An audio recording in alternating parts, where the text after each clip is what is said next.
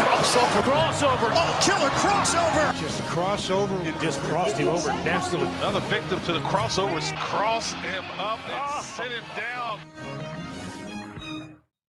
Crossovers powered by Everlevel Concrete Repair in Omaha at everlevelconcrete.com. Middays with Matt Over and Sportsmanlike Conduct, but with Matt McMaster begins. What? With Josh Peterson. Hello. How are you, Josh? I'm a little under the weather, but otherwise, I am so happy. I got here and I was like, yes, I get to work with Matt. I know he'll be returning the favor in terms of excitement today. I've already worked today. I did. Oh, here we I've go. done my job. What have I been doing all morning, Matt? Well, sitting around watching TV? Clearly being sick and drinking root beer and watching Cheaper by the Dozen if you treat sickness the way that I treat sickness. No. Oh, my gosh. That's what you do when you're not feeling very well? I drink root beer and I watch Cheaper by the Dozen. Root beer? Yeah. Root beer is gross. Root beer is awesome. I love hate root beer. I get a 12-pack of A&W, Oh, and I watch Cheaper by the Dozen with Steve Martin and what is it, Nice Gene Levy pronunciation. or something like Eugene that? Levy? Gene Levy, yeah, I watched that. I've never seen that movie. It's lover. It's a great movie. Cheaper by the Dozen 2, arguably better. I actually prefer Cheaper by the Dozen 2, where the Murtaughs take on Steve Martin's family. What? Is there? I don't think there's a Cheaper by the Dozen 3. That's shocking. That is shocking that they haven't rebooted Cheaper by the Dozen and had Steve Martin and Gene Levy. Eugene Levy? Levy? The guy from American Pie, is that who is in it? Is that who Well, he's the guy from Creek. I don't know if I can say the first You can part. say it since it's a show name. Oh, Schitt's Creek. Yeah. It's a name. It's a name. You're allowed to say it. I just wanted to make sure. I didn't want to. No, I mean, good I bet Nick Grimm would probably write in, still dump that. Please dump. Nice. You need to still Boom dump roasted. that. I wonder if Nick's listening right now. He's probably on his way down to the ballpark. Hi, Nick. What's up, Nick? There you go. Look at that. It's the nicest thing you've ever said to him. I know. I mean, What's up, Nick? What's up, dude? Nice. What's up, Nick? So you're annoyed that I'm here. You're annoyed to be working I'm not here. annoyed that you are here. I'm very happy that you're here. I'm happy. I'm happy. Time flew today. We were having fun. Well, We let's had a hope that the great next- show. We got 3 hours and 48 minutes to go.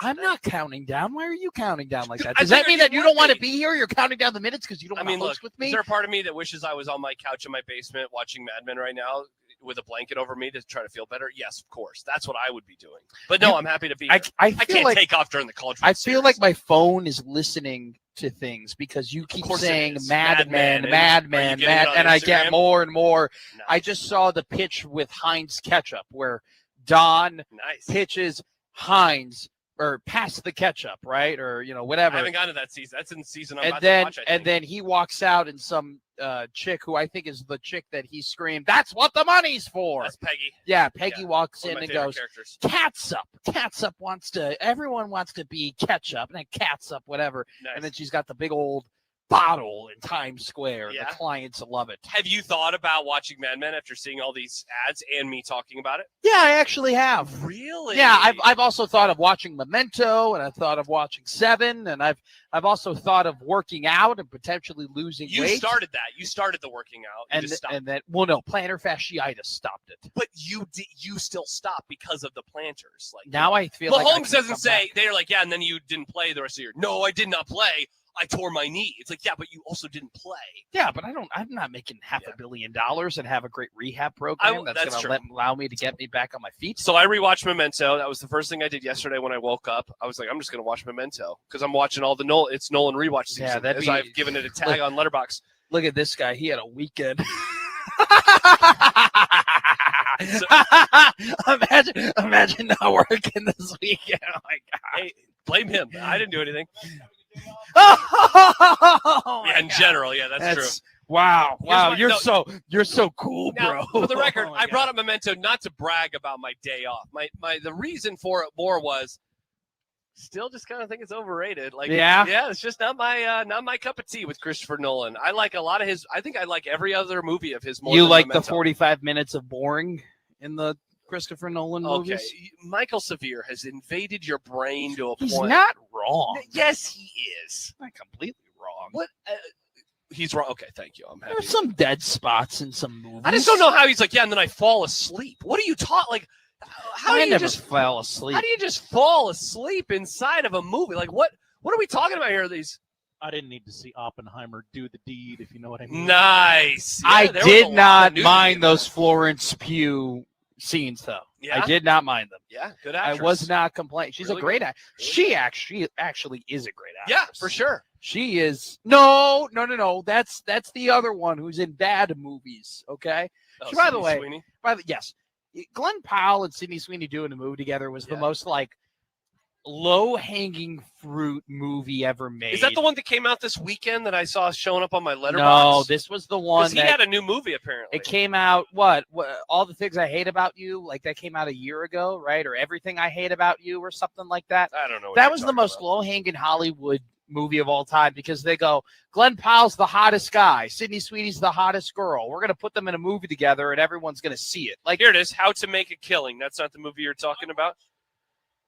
Have you watched Did you it yet? like it? Oh, it was awesome. 2.5 stars. Let's read his review. It takes a bit too long to get going and is probably a little on the predictable side, but I found it to be an enjoyable enough way to pass 100 minutes, twisty enough to hold your attention, but nothing to write home about. Wow, that's like the nicest thing I've ever seen written about a 2.5 star movie. Very kind. I watched, so the other thing I did last night, now this was after the College World Series, so you can't accuse me of anything. I watched Walk Hard for Movie Club. I'm already done with my homework for the week. You did what with your walk? I watched Walk Hard. I've never heard of that. Yeah, well, that doesn't surprise me. I've seen Get Hard. I don't.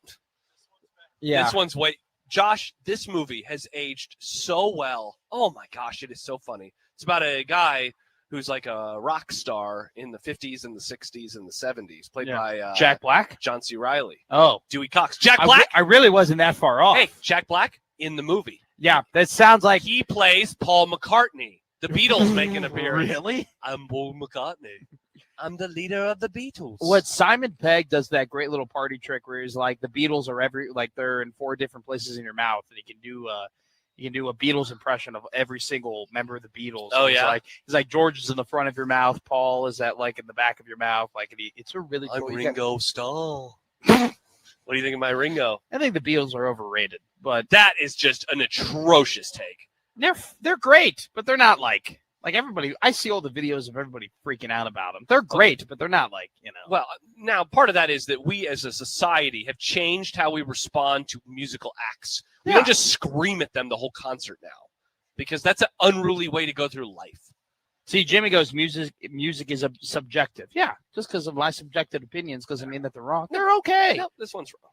There's only, I can only take so much about, she wants me bad, or what is it? She wants me bad. She loves you. Yeah. Yeah. Now that's like early Beatles. That's not my favorite Beatles. My brother loved the Beatles. My loser brother loved the Beatles, and Loser he was brother. always just listening to the Beatles. Yeah, good take by your brother. All the time. What's your brother's name? Christopher. Christopher. Great take by Christopher. So you're telling me that if I leave here and I come back, what is that? If I leave here and I screw your mother and I come back, I come to the front of the line to get a bagel? Is that what you're telling me? Good take by your brother Christopher. When all of a sudden he skips him and he goes, uh-oh. I haven't seen that show in so long. You should rewatch that one. I've thought about it. I started rewatching it just after COVID, and then I just never got back to it. Husker Country Doc goes, the What up? Beatles think McMaster sucks. Yeah, I would agree. Paul McCartney, let's get him on the horn. Paul McCartney. I'm Paul McCartney. Paul McCartney. I like Paul. Paul's not my favorite Beatle. I'm a George guy. I don't have a. Yeah, I'm not surprised. have Do you? I didn't realize you had music takes. I don't listen really. to music. You don't seem like a guy who listens to music. I don't listen to music. I've Yeah. told you about this, Yeah. but I will be going to the Ella Langley show on October 30th. Don't know at who the that Bank is. Arena.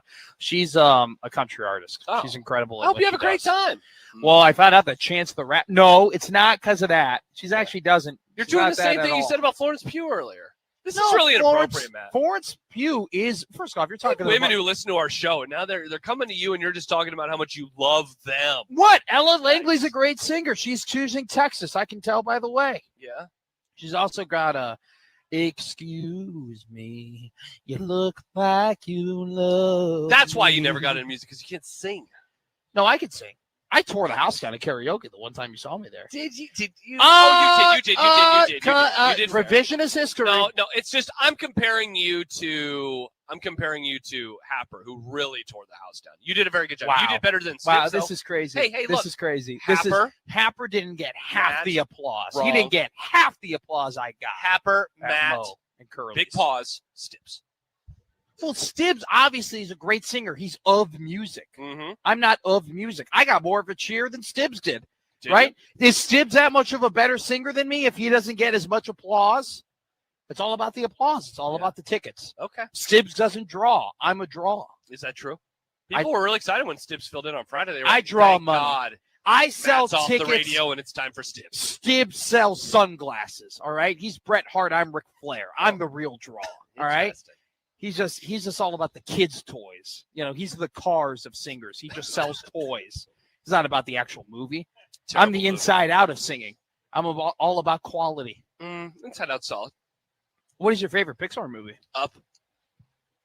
Yeah. You know what my second favorite one is? Wall-E. Soul. It came out during COVID. I have not seen Soul. Nobody has because it wasn't released in theaters. Whoa, I give it 5 stars. It's a masterpiece. Whoa, did you just go iffy on Soul? Wow. Problematic. I loved The Good Dinosaur. Never saw that one. Good one. It's Have a you really seen 5 good one. yet, Josh? No. Have Got a you son. seen Hopper? Hopper? It's like a new Pixar movie, I'm pretty Okay. sure.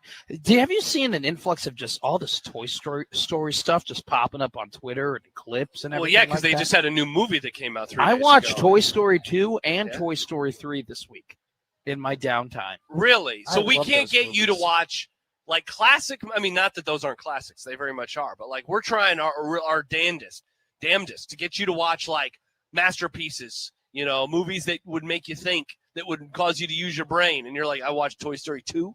Well, Toy Story 2 is a masterpiece. It's very good. The Toy Story trilogy is one of the greatest trilogies ever. Yeah, it's very good.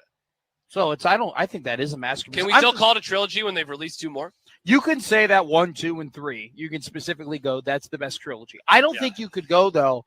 3, 4, and 5. You couldn't go 3, 4, and 5. That's That'd be not weird. a trilogy. They need one more, really, if they're going to call it a trilogy. I think that's right? what they're doing. This is kind Are of they just- going to release a 6th one? This is yes, of course. Dude, they drew I can't believe that they would release a their third their, or a fourth their and fifth. domestic opening was $312 million. No, not domestic. That was the worldwide opening. Was that world? Yeah. Okay, I thought it was domestic. Still, $300 No, million yeah, at the box office. They print money. Of course, they're going to make a 6th movie. Yeah, you're probably right. They'll probably go. We did 3 movies of Andy. We'll do 3 movies of Bonnie. Oh, here we go. Yeah. When speaking at the premiere, the directors revealed that the original trilogy was the end of the Andy years before adding, we've got another trilogy with Bonnie. That indicated there were plans for a 6th installment. Who's Bonnie again? I don't remember. She's the villain. She's not, but she's the kid that Andy gives the toys to. Is that his daughter? No, it's just like a random kid, neighborhood girl. Okay. Yeah. Interesting. So Hello, he- little girl. Do you want a toy? No, that's kind of what it was. Ugh. Well, Little rough. at the end of the I would never at do the that. end of the 3rd movie, Woody was at Bonnie's house, and then at the end of the movie, Woody writes down her address so Andy could send the toys to Bonnie, and then Woody, who was supposed to go to college, ends up in the box, and Andy didn't want to give Woody up, but he ended up doing it, and and then like in the 4th movie, I felt like Bonnie was the villain. Yeah. I just didn't. I don't really remember didn't much like about Bonnie at the end of the. I watched that the first weekend of COVID. The 4th movie, I think, gets affected by the fact that if you like those movies, you're like, there shouldn't be a 4th movie. Sure. So I think you watch. I was surprised when they announced that they were going to do another one because the 3rd one ended on such a perfect note. But this is they almost were lit on fire.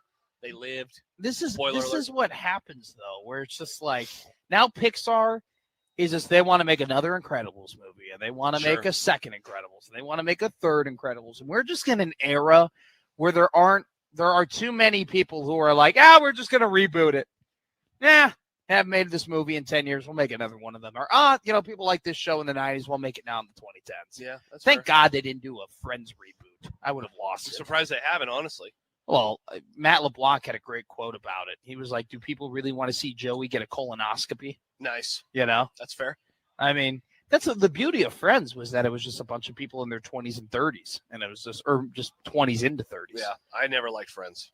Yeah, it doesn't surprise me. Did Why? you like Seinfeld? Of course I did. Yeah. Yeah. because you're Funny. You are so intelligent. You are Thank so you. smart. Thank you. Smart. That's people, a great way to describe smart it. people love Seinfeld. Yes. You're Seinfeld. nailing it. You got to be so intelligent and smart and quick and Yes. you know, just you got to be to keep up with the mind of Larry David. You got to have a Good call. similar, Look at you. you know, humor to him. Yeah. That's the type You of have to be person funny. I am. You got to be a funny person who appreciates Seinfeld. And so if you like Friends, you are less. You're a loser. You're like, I wouldn't you say like that. Rachel. Just you like lowest common Monica? denominator. You know, it's just You don't like, have a brain cell if you like Friends, is what Josh Peterson is saying. Josh Peterson is saying that if you like Friends, you're an idiot. just, You're stupid if just you like less- Friends, less according smart. to Josh Peterson. just less smart. Josh Peterson just thinks he's the I think smartest a lot of people are person probably ever. agreeing with me on this one, to be honest. Stibbs is probably going to be like, yep, he's right.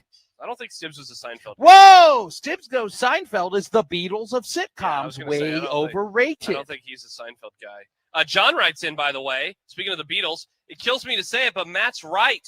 The Beatles are the most overrated band in history. Why does it, John? Why does it have to kill you? Why do our You know how it similar is. opinions kill him? If there's someone out there that you believe to be like the lowest form of humanity, and they have an opinion that you agree with, you're like, man, I don't want to give it to that guy, to Mr. H, but I have to hand it to him. Autobahn, solid idea. You know, you don't want to have to say any of that. Autobahn. And so he views you as the radio Mr. H. Someone, Under- Jasker Dodd, Monsters Inc. That's That's probably a my good one. favorite. I had a VHS tape of Monsters Inc. I didn't realize you were that old. I had a VCR. Yeah. Oh, hey, speaking of movies. So last night I sat down to watch Walk Hard because I have it on Blu-ray. Oh, And wow. So here's what's going on, because Nick picked a movie that is only available on Pluto. And so there's going to be a ton of ads. And so my thought was, sweet, I'm going to watch it, and then I will loan John my Blu-ray. I popped it into my PlayStation 3. Which I was going to say, that's my DVD player, It's a would be my PlayStation 3? PlayStation 3. I have had my PS3 since August of 2008. So this is an 18-year-old. Yeah. You know, and so it's gone. It's moved to college with me like four times and back. And then the myriad of homes that I've lived in. Since Myriad. I've Nice. lived in a lot of them. Good word. Triggering at some points in my life. Anyway, so I pop it in there and it's not showing up. I'm like, this isn't good. So I eject it. I'm like, something's going on. Look at the disc. It's fine. Put it back in. Not working. I was like, okay, let me try Tiger Woods 2009. I put that in. Still not working. Oh, I no. put the Dark Knight in. Still not working. And so I Google it, and Google seems to think that the laser is broken or no. needs to be cleaned. And so thankfully I texted my best friend who lives not even I don't know, 2 blocks away. I'm just going to walk to his house if I need to. I said, hey, do you still have your old PS3? Because he has a PS5 now. And he said, yeah. I said, could I borrow it? And he goes, geez, it's underneath the staircase. I'm going to have to go look for it. I said, is that a yes, though? And so he's going to loan it to me because of Noble and Rewatch season. I need it for the various discs I have. But, dude, I didn't realize that they could – this thing has survived. It's a survivor. I lost my PS3. I don't know where it is. Yeah, I think it's at Not my great. friend's house. I don't know where. not great. You know, you can clean it. You can buy something So to clean I it. You fix it. looked it up on YouTube, and it's like, all you got to do is unscrew it like this and this. Yeah. You know me, I'm not a man of unscrewing Yeah. things. Yeah. I'm going to try. No, you should clean it. It's easy. Is it? It's very simple. I'm I've done not it good before. with my hands. I've done it before with my PS3. I've cleaned up my PS4. What am I going to do? before. A screwdriver? Yeah. That's scary. Why? Be What a man. What if I break Be it? I manly. mean, I guess if I break it, Can I be real with you? Who cares if you break it? it's already broken. It's already broken. That's Yeah, all. it's not like I'm going to play a video. It's not going to be like, oh, man, I can't play Call of Duty anymore. You know what? Are DVD players to the 37. point where they're actually more expensive now than actual Okay, DVD Dude, players? so I went, because Riss and I have been talking, we are wanting to, we have a lot of physical media, aka lots of books. Yeah. And it's like, it'd be nice to be able to buy some shows and movies and stuff that we like. Plus, all the Nolan movies, if you want to watch them with the IMAX, you have to get them on disc or illegally download them. Anyway, and so I was like, you know what? What about a 4K player? And I look it up. Like $300 Yeah. for like a normal one, not even like a great one. It's like rats, We're not going to buy a PS5, but maybe we should just buy a PS5. Because it's only a couple Can hundred you more. play a you can do- DVD on a PS5? Yeah, Is you that can something play you everything. can do? You can do everything, yeah.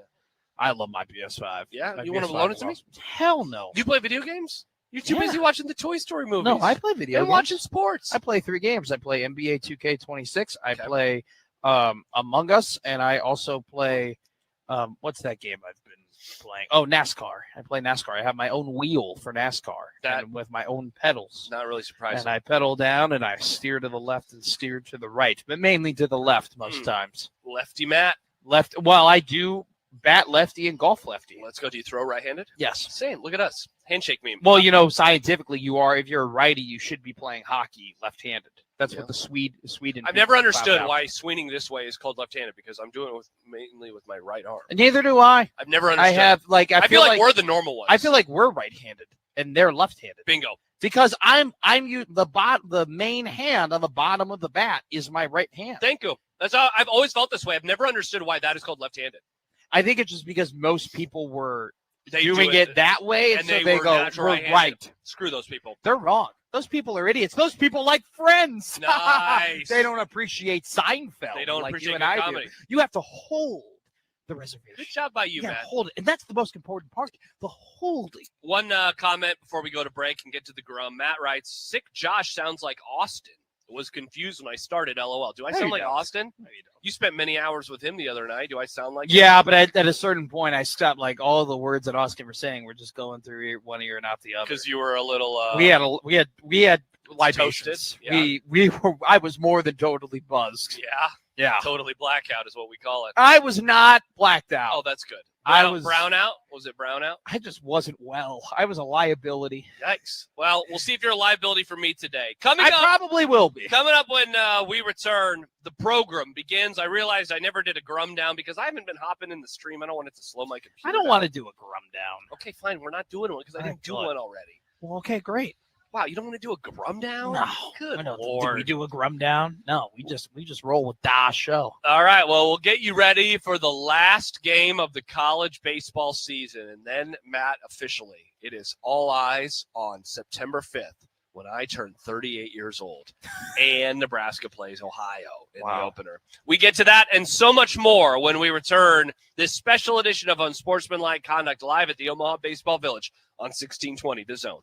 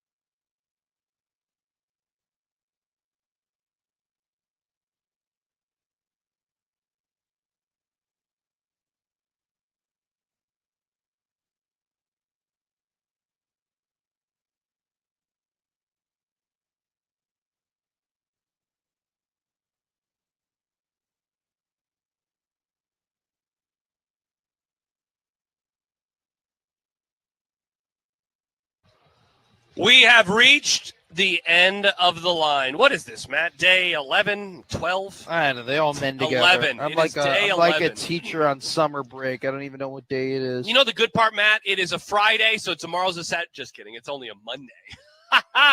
It's only a Monday. I know that person. Her name's Kate. She's one of my best friend's sisters. Shout Kate's out great. to Kate. Kate's awesome. Thanks for listening Go to the check out show her for tent. 5 seconds, Kate. I know. Awesome. She's Look great. at that. Shout out Jack. Jack's my friend. Great guy. Look Comes at in the group that. chat. Jack Mitchell? No, I'm not Oh. friends with Jack Mitchell. Jack Mitchell back from vacation, and I'm back from a weekend off. This hour is presented by Union Bank and Trust at UBT. People don't have your money. Your money has people. Member FDIC, and 1620 The Zone is powered by the Sedora Law Group. Your outcome depends on what you do next. Matt McMaster, how the heck are you? I'm great. I'm so happy to be here. You know, if I was going to be pulling double duty Nice. with anybody, it would preferably be you two people. I love you very much. Shout out to us You guys are awesome. and suck on that, other coworkers. Oh, Tough look. I don't. Let's do a power ranking. Oh. Okay, so if we're the 1 and 2 of producer co-host combo, who's in last place? Okay. Who don't you want to do a show with, and who do you not want to produce it with? Who's that in show? last place? Grimm and Warcola. Whoa, so you're doing a show with, is Joey the co-host or is Grim the co-host? Oh no, Joe would be the co-host. Okay. So you and Joey with Nick producing is lowest on the totem pole. That's gonna get me in trouble. Probably a little bit of trouble. I didn't think you were actually going to answer that question, but I appreciate it. It was pretty funny. I love them both.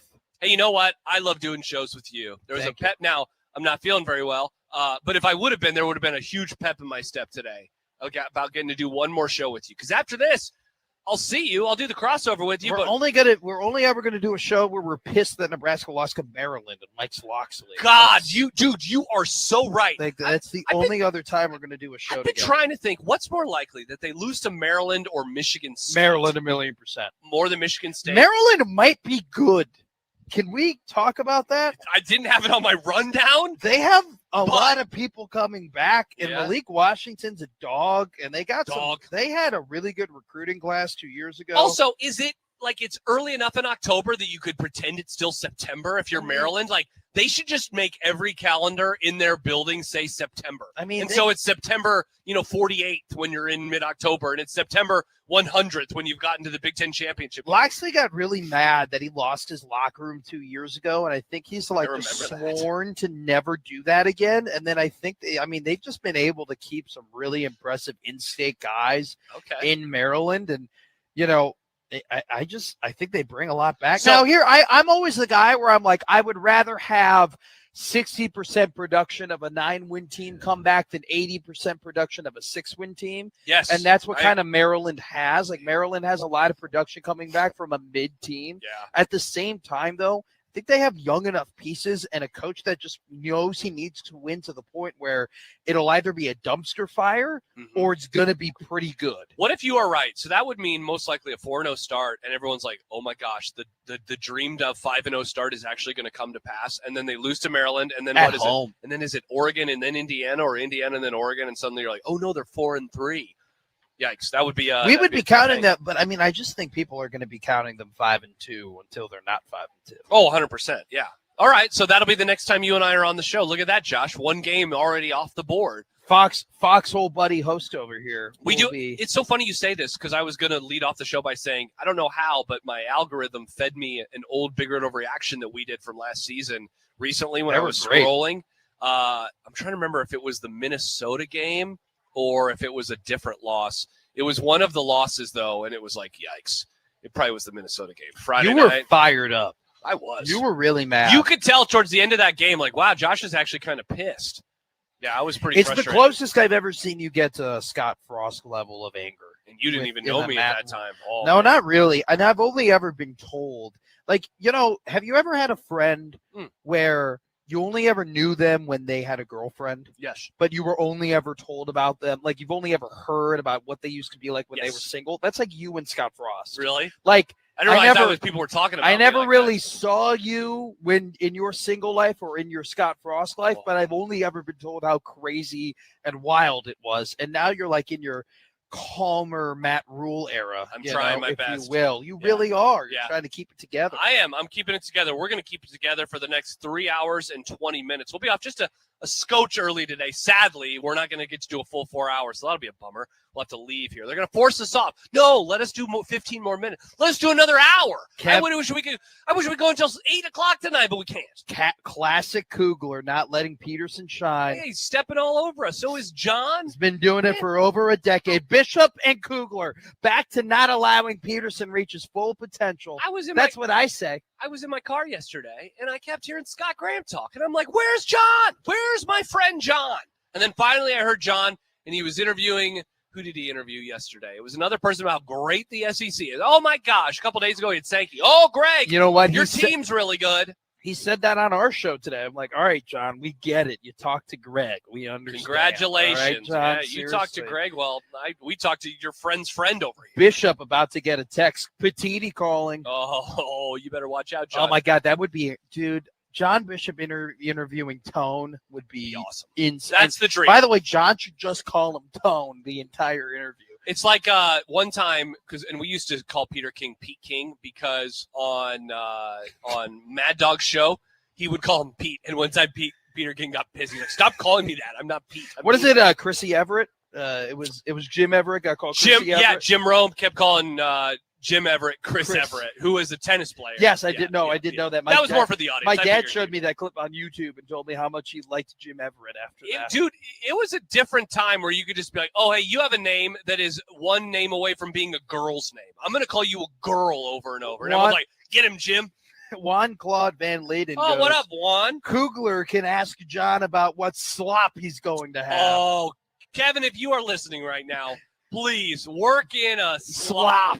Because, yeah, it's about to be slop season for John. Like, I'm happy for him. He's about to get back home. Yeah, we're going to have leftover meatloaf meat, but I'm going to put it in a tortilla with cheese and salsa on top. Oh, all right. Well, one segment down, and we didn't even set up the whole show. Here's what we're going to do. Who needs a grum down? We're talking, you said no grum down, so no grum down it is. We got to talk uniforms. Matt, have you seen this?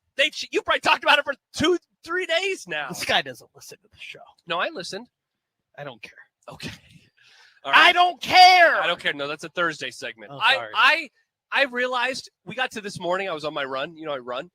Whoa, what? Yeah. You do what? I run. Yeah. Oh, my God. I thought you were just that skinny by sitting down on the couch watching Cheaper by the Dozen all the time. No, that's you. Remember? Oh, sorry. That's why I'm fat. And so I was running, and I realized I haven't said on Twitter or on the radio what I think of the uniforms. This could be fun. Oh, my God. We should do a game where you guess. We have all What will Josh think? You know, I've been going to bed thinking about, oh, my God, what does Peterson think about the uniforms? Thank you. That's what I've been thinking. It's so cool to hear that you think about me when you're going to sleep. So we'll talk about the uniforms. At least someone is. Talk about the College World Series. Nice. I have this topic, Matt, that has been on my prep sheet, I kid you not, for 2 weeks. Because that's how long John has been gone. Oh, is this the Caitlin Clark thing? This has turned into my own version of the Caitlin Clark thing. Who are the best quarterbacks in the NFL? Will we get to it? Probably not. Oh, my God. Probably not. You don't talk about July radio. What has happened to you? I disappear for 2 days and I come back and you're like, I don't want to talk about I already hosted today. I did my job. Unreal. I'm a little bit Dusty more cynical. May, he's leaving college basketball. Yes. Okay, we'll talk about that. Mitch Sherman's going to join us in person at 4. Oh, my God. Ryan McGee's going to join us in person at 5.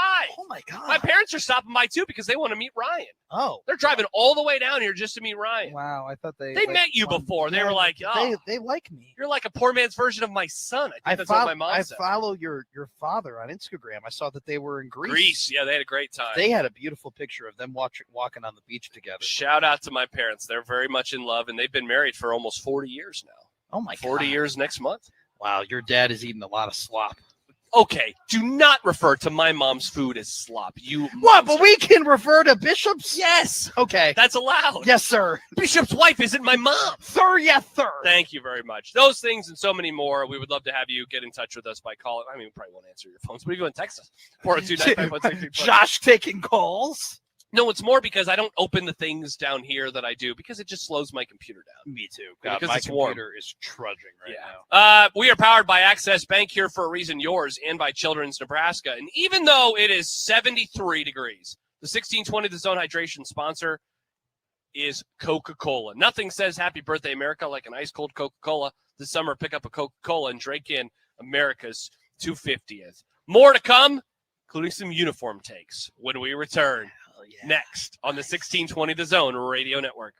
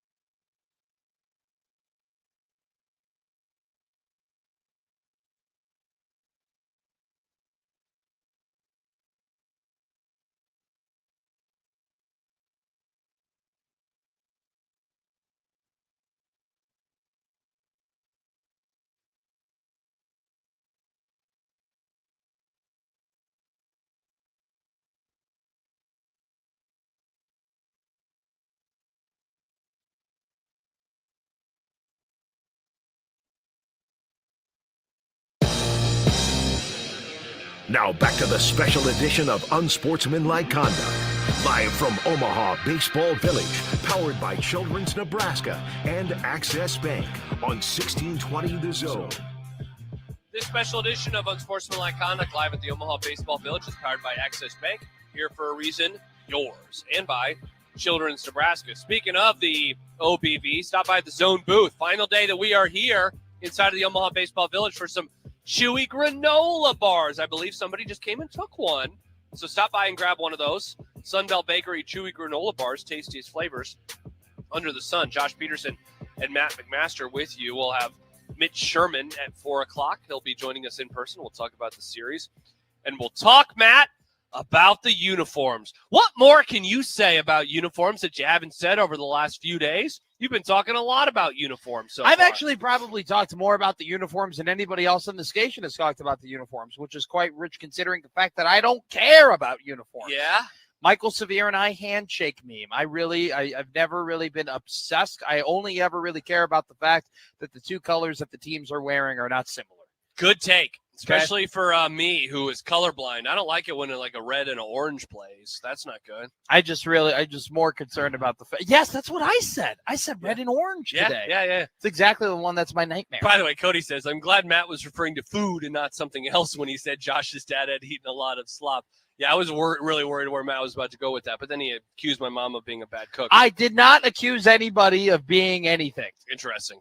Also, Why Not Hoiberg says, we want to do another hour, and then it's Ron Burgundy from Anchorman. I don't believe you. I should rewatch that movie. Great movie. It's such a good movie. All right, so do you want my opinion, or do you want me to just like give you something that I've noticed about the fallout from this? Like, do you even care about what I do? No. I do care about what you say.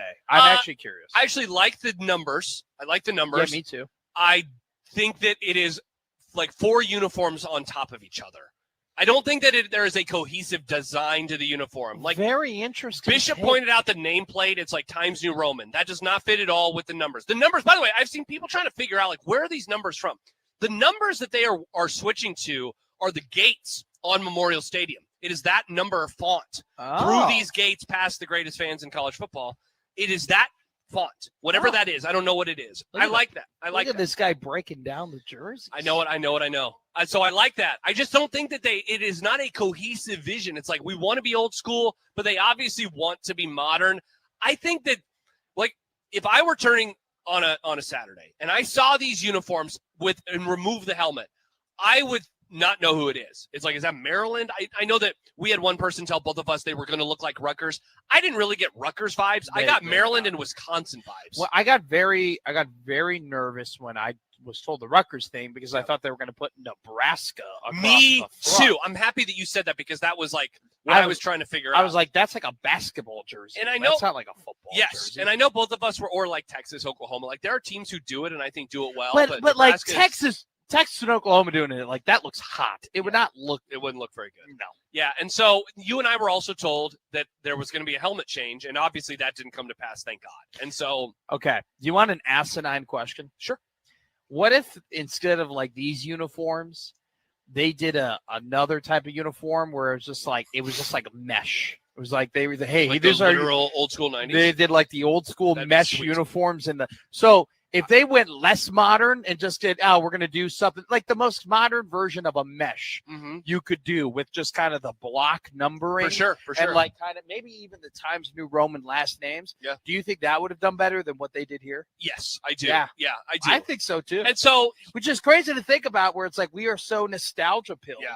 That if you make it literally look like a smock as opposed to like tight lining and tight fitting, like if you just make it look like it was the penny from your gym class as opposed to like what they did now, people would probably like it more. And look, I'll be honest, I put me in the camp with the many people who say I miss the winning tradition patch. On the other hand, I'll make the joke that everybody else made. They don't really have one of those anymore. And so like it kind of makes sense. And of course, it very much seems like they're setting up for a sponsorship of some sort. But that's where it goes from it looks like a Nebraska uniform to it just looks like any other uniform. There's nothing that kind of separates it. There's there's none of that type of stuff that pops up on there. And so that's how I feel. But here's what I wanted to get with you, Matt. I wrote down 3 things that I think people are mad at right now. Oh, go ahead. 3 things. So like one is the buildup. There's a buildup to this. When did this start? Do you remember? Was this like about 2 to 3 weeks ago? I mean, okay? Because I heard somebody say like it was early May, and I was like, it was early May when this when they first started teasing something. There was a moment where Rule said he might have said it on a Husker Radio Network interview, but he said that there was going to be some. I think it was. I think I'm right. Yeah. I think it was a Husker Radio Network interview where he said there was going to be some sort of announcement. Okay. I don't know how long ago that was, but he said it, and that right. was a while ago. So I think the buildup, which is some people were hoping for a massive donation, others hoped for something maybe with the stadium. Was all pie in the sky. And this, I don't know if you've ever seen A Christmas Story, but at the end it kind of resulted in a crummy commercial, like when what's his name finds out that the thing he's been keeping track of is about Ovaltine. Drink your Ovaltine. So it kind of turned into really uniform change, like that's what it's about. Yeah. So I think expectations got out of whack. I think, 2, the uniforms themselves, and we just kind of went through some of the things. We didn't even mention the lines, like, don't go up very high. I saw somebody online refer to it this weekend in a way where it's like, it's going to age poorly because it is going to be so of its era, and people are going to be like, nope, that's bad. Like, it's just not a classic look, right? And then the other, of course, the times that we are in regarding Husker football. We put out a poll question at USC 1620 earlier, and a lot of the response was, where's the, just win, baby option, which I wish I could have more than 4 options, but it's Twitter. Yeah, the thing for me is just like, I just don't think anybody really like asked for it. Like no one was really going, hey, you know what? We need new jerseys. Yeah. You know what? We need something different to buy. Yeah, I am someone who very much believes in like be modern, be cutting edge, try to do those things while also thinking that like with schools like Nebraska, USC, Bama, like there is something about the classic look that I think is actually important to keep. Yeah. And Nebraska, for the most part, has had like 2 uniforms in my entire life. Like they've made subtle tweaks along the way, but the bones of the uniforms are like always the same. Yeah. So that's where I'm like, who was asking for this? Well, I think another thing too is that like we've seen at least in the NFL, when you try and adjust to the times, eventually you have to readjust and do another one of these. For sure. Look at the Eagles, right? Yeah, like their jerseys look like they're from 2000. The Eagles are a classic franchise, but they've had to change their uniforms and adjust their uniforms so many times because eventually that kind of like dark green Deshaun Jackson look that they had, you're like, oh, people aren't really using those like darker, greener colors. Like you got to go back to Meanwhile, when they go to the Kelly green, everyone's like, why don't they just switch to this forever? Because that is always going to be a timeless look. Yeah, I was thinking about on my drive in today, how would I react if the Cowboys change their uniforms? And I think I'd be pissed. I love the Cowboys uniforms. It's a classic look. Yeah. I don't want it ever touched. I imagine you feel the same way about the Bears. I've never looked you at don't care the about Bears. uniforms. Well, but I've never looked at the Bears and said, they need to clean this up. They have just a classic, simple. It's basically blue, been the same orange, uniform white. for generations. And Nebraska's the same way. Like Nebraska they didn't need this, but once again, I'm not mad about it. Like they didn't need to change jerseys. All right, they changed jerseys. That's ultimately where I kind of land down on it is like, is it the worst uniform ever? No. Is it the best? Obviously not. Are people really as mad as they claim to be online? I don't think so either. Yeah. I just think it's just like, I didn't want this, and I'm speaking for the broad. We didn't want this. We didn't need this. Why are we doing this? Seriously, it looks like it's a uniform on top of a uniform on top of a uniform, and it's like there's no consistency to it. Yeah, I'm the worst person to have this conversation with. But Severe would be, but yeah. But I'll tell you this. I do think like it annoys people that you can change the colors of the Nebraska uniform and it could look like the Rams uniform. If you change the blue and the yellow and you like did all the things, it would look like, oh yeah, that's what the Rams wear. Like, sure. I don't think people really like that. I think people like because it just unique. Looks like looks like another uniform. I can understand that. Yeah, I understand it. Once again, it's not my cup of tea, but it's just like I'm not gonna get mad at you, or I'm not gonna get mad at anybody. I think of that way. It's just like I don't really care. Alex Linga says, "Great topic for I don't care," and like that's the other response that I know I've seen is basically your point. Like I just don't care. Yeah. You're gonna run 5 yards in that thing either way. Yeah. NH for NU. In a game, they're going to run for 5 yards? Hopefully. Wow, you're really out on the running backs. NH for NU says... I was more so going per carry. Oh, my bad. I have to imagine Adidas did their market research. Oddly enough, my Gen Z nephews seem to like them. Maybe they were always geared towards the younger crowd. They definitely are. Ketchup? Catsup? All Catsup wants to do is be ketchup. I'm not surprised that the youngs like them. Who've ever said that kids had good taste? Certainly not me. I Except don't when I was know. a kid. I've never heard a 5-year-old go, I want sharper stripes. Not in those words. I would want agree. them to be on the collarbone. By the way, we put out a poll question. Do you like the new Nebraska football uniforms? Dude, we've been doing poll questions on this show forever. 3 options have the exact same market share. Whoa. 23.2, 23.2, 23.2, and then I hate them leads the way at 30.4. Yeah. Literally never seen I that think before. the I hate them is probably more indicative of where they are as a football I would program agree. compared to the actual. Do you really jersey. hate these? I don't think like, I they're hate them. fine. I could give you some. I'm sure that there would be some designs they could do, and I'd say, oh, I hate that. Yeah? You know? All Well, right. they use the block end instead of the skinny end. If they would have changed the helmet, I would have had a lot stronger of a take because that was the word, and I'm happy. I that think the word that was Matt not the might word. actually have gotten me over the edge There you go. to actually care if they were to change the helmet. They Hey, should never change the helmet. Speaking of coming over the edge, we would love to have you come by the zone booth inside of the Omaha Baseball Village. And Matt Nick segue. register to win ice cream for a year from 10 Wallies. 10 Wallies official ice cream is 1620 The Zone, celebrating 40 years with over 3,000 flavors. Benson and the Old Market Omaha. Also, as we get ready to wrap up hour number 1, we remind you it's presented by Union Bank and Trust at UBT. People don't have your money has people. Member FDIC. Still to come. Matt, I wrote an NBA topic down. Oh, I was going to say in the next segment, do you want me to give you my 2 draft takes? I have 2 draft takes. Why not? I think people would love to hear about the NBA draft. That's what they tune into this show for. We'll get to those. Dusty May's leaving. I have a Giannis question for you. Oh, my God. So much more. I have so much. Wrap up the hour next on 1620 The Zone.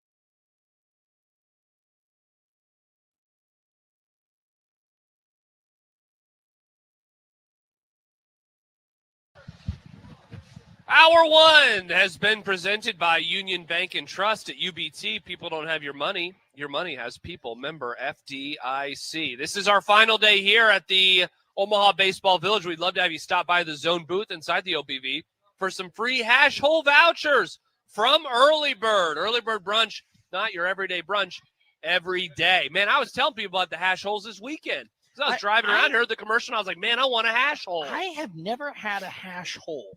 You weren't at that meeting we had. No, I wasn't. We had a meeting recently. It was a great meeting, excellent times, and you guys had to do a show. Well, he didn't. He was there. Yeah, that's right. What was that meeting, Josh? Believe it or what was not, that about? That was a downstairs meeting, was it not? That was a big meeting for the whole building. I don't remember what we learned. I'm sure it was important, but I just don't remember. Yeah. I like meetings. I'm a meeting man. What? I've always enjoyed them. He loves talking business. I do. Okay, I want to know about what's going on. I like talking business. And if there's any over way a couple I can, beers. if there's any way I can help Spilling improve some it, tea. if I can give my input, like maybe a big clock, would be great. That didn't work out for you. People were like, big clock, who's this numbskull? Let me tell you right now, big clock is going to happen. Yeah? Big When clock, we move? put it on the board. Big clock will happen. I'm going to put that on Grumball. No, we're not going to sully the Grumball by putting big clock on it. What? You We'll don't want put it- big clock well, on the no, Grumball? Yeah, because you could be wrong. I will put it on the list, though. Matt writes on June 22nd. By the way, happy birthday to my youngest brother, Luke, 31 years old today. Wow, Happy what's birthday, up, Luke. Luke? All right, what are you saying? We're going to get Big clock. we're getting a big clock. And have you put BYU to make the college football playoff in there? I believe that's on there for me as well. You wrote that, yeah, on February 25th. Grumball. Yeah. No, they cannot be a Grumball. No, it's a Grumball. No, it's on the list. I'm pretty sure Sorsby might be on the long-term list as well. Wait, I got to reopen the list now again? Oh, wait, I didn't know you. I didn't tell you to close it. All right, let's see. Any Sorsby in here? No Sorsby. All right, I'll have you put one more thing on the list. All right. All right. What's this one? Keaton Wagler will be a bust in the NBA. Wagler. Okay, this is the long-term list, though, so it doesn't really matter, but I'll put it on there anyway. How do you spell his first name? Keaton. 1620 the zone. All right, he'll be a bust in the NBA. All right, so There you you go. promised. We only have a few minutes here, so you promised copious draft takes. You said you had 100. So that's one. Keaton Wagler will be a bust. Darius Acuff will be the best point guard, or just guard in the draft. Cam Boozer will be the first NBA champion in the draft. He'll be the first person to win a championship. Oddly specific prediction. I'm not willing to go as far as he will be the best player, but if you were to tell me, Matt, who are you taking with the number one overall That's pick? more of a question. I would say either Dibansta or Cam Boozer. Bonsa? Yeah. Nice. Yeah. Okay. Pavia. Nice. Yeah. Okay, so those are your takes on the NBA draft. Those are my takes. Is Giannis getting traded to the Celtics? Probably. Let's hold up on this. I think the Celtics are done being in the C&T chair, and they actually want to make a big move. I really hope that trading Giannis works out as poorly as Bill Simmons seems to think it will, and that it actually is bad for them. But I do find it very interesting that, no offense, Josh, I know you're a Celtics guy, diehard. It is interesting how Brad Stevens recently was like, is the way that we're winning this the way we should try moving forward? Like, should we really be shooting 63s in a game? Is Bill just like PTSD from Kyrie? No, it's more. Giannis is older. He's 31 now. Okay. So he's where he's still got 3 good years left. He has this whole I want the Jays to be together forever. He definitely Bill Simmons has been on this whole, oh my God, the Celtics draft and develop. He doesn't. We don't have to sign these free agents and make these bullish trades that more oftentimes than not they end up failing for the teams who make them. Bingo. So hopefully it fails for the Celtics. So that's what we'll be keeping an eye on. I won't watch a second of the famous draft. Laker fan Josh Peterson. Do you know the NBA draft's a 2-day special? Yeah, I found that out today. Saw a commercial for it, and I was like, I won't watch either of the days. You know what I will watch, though? The College World Series. It's the last game of the season. Every game. Come by the Zone booth at the bullpen inside of the Omaha Baseball Village. Register to win a $16.20 The Zone prize pack of KC Royals porch tickets. An ice cream for a year from 10 Wallies. 13th and Mike Fahey. We're also powered by Access Bank, here for a reason, yours, and by Children's Nebraska. So here's what we got coming up in our next hour. We've not talked any College World Series so far. I know you're frothing.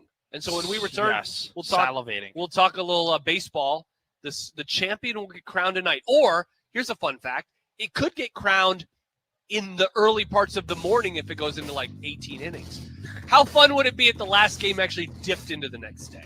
That would be pretty cool. And we'll see you later tonight. Well, I guess not. You don't have a the game season 4. would be over. Dang it. That'd be a bummer of a call. Yeah. So let's hope that Don't do that, Carl don't- or Kevin. Or Kevin. I have zero doubt that Kevin will do that. Though maybe Carl will give us a Charles Schwalk off. Well, yeah, Carl might think that Oral Roberts is playing. More to come. Hour 2 next on 1620 The Zone.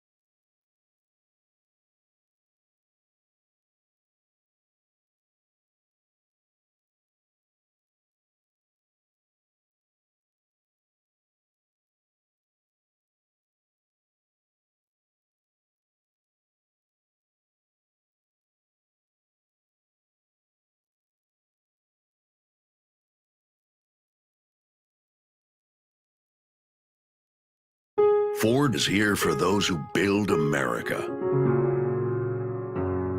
Those who believe that giving everything we've got today will pay off tomorrow. Who will drive America forward for 250 years to come. If that's who you are, you value what we value. Now offering employee pricing. American value for American values. Go to Ford.com or your local Ford dealer for more information.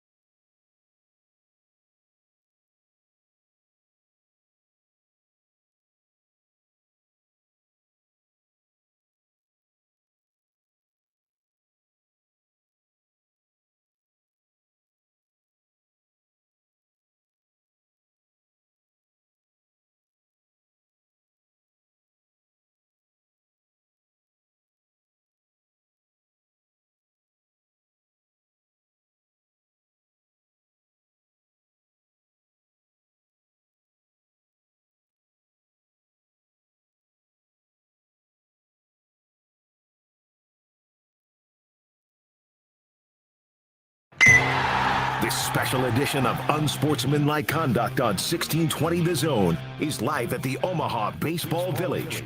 Powered by Access Bank, here for a reason, yours, and Children's Nebraska. Here's Josh Peterson and Matt McMaster on 1620 The Zone. Oh, baby. Hour number 2. We are here, and we are presented by Nebraska Medicine, Fred and Pamela Buffett Cancer Centers. Get a second opinion at nebraskamed.com/cancer and stop by the Zone booth inside the OBV. Not only will you see the co-hosts of the Maryland edition of Big Red Overreaction, you can also get some chewy granola bars from Sunbelt Bakery. Sunbelt Bakery, chewy granola bars, tastiest flavors under the sun. And you can see Josh Hodson and say, hey, how about those Braves? I actually fail I have to tell you this. Yeah. I actually planned on blocking the Maryland game. But we're going to do CROR. the show. I mean, I can't. I'll be spotting somewhere. But, I mean, you can do it with somebody else. I was going to block that day because the day before I'm going to a concert, and I just don't want there to be Matt a concert. Well, Chance the Rapper. You know who Chance the Rapper is? What do you mean? Do I know who Chance I just the didn't Rapper think is? he was someone for your generation. My I mean, I'm an intro, old it's head. the entree. That Get didn't- that wasn't intro saying with sing a Kanye. song. I sound like Andre trying to turn my baby mom. Here's a question. Beyonce. Here's a fun topic. If I end up spotting every week this year, how will the camaraderie feel with me and the rest of the team? If it's I'll be very upset. okay, I like hosting with I'm you. worried. Is it more about that, or more about that? It's like it would suddenly be you and Schaefer and Happer who are the only members co-hosting that show, because John, remember, is going to be doing the pregame show. Well, it wouldn't be the first time one member of 1620 The Zone does a very lacking amount of Big Red overreaction, so it actually would kind of be the regular, if some might say.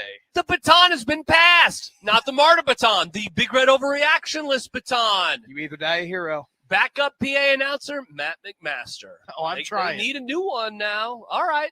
That sounds exciting. I love that idea.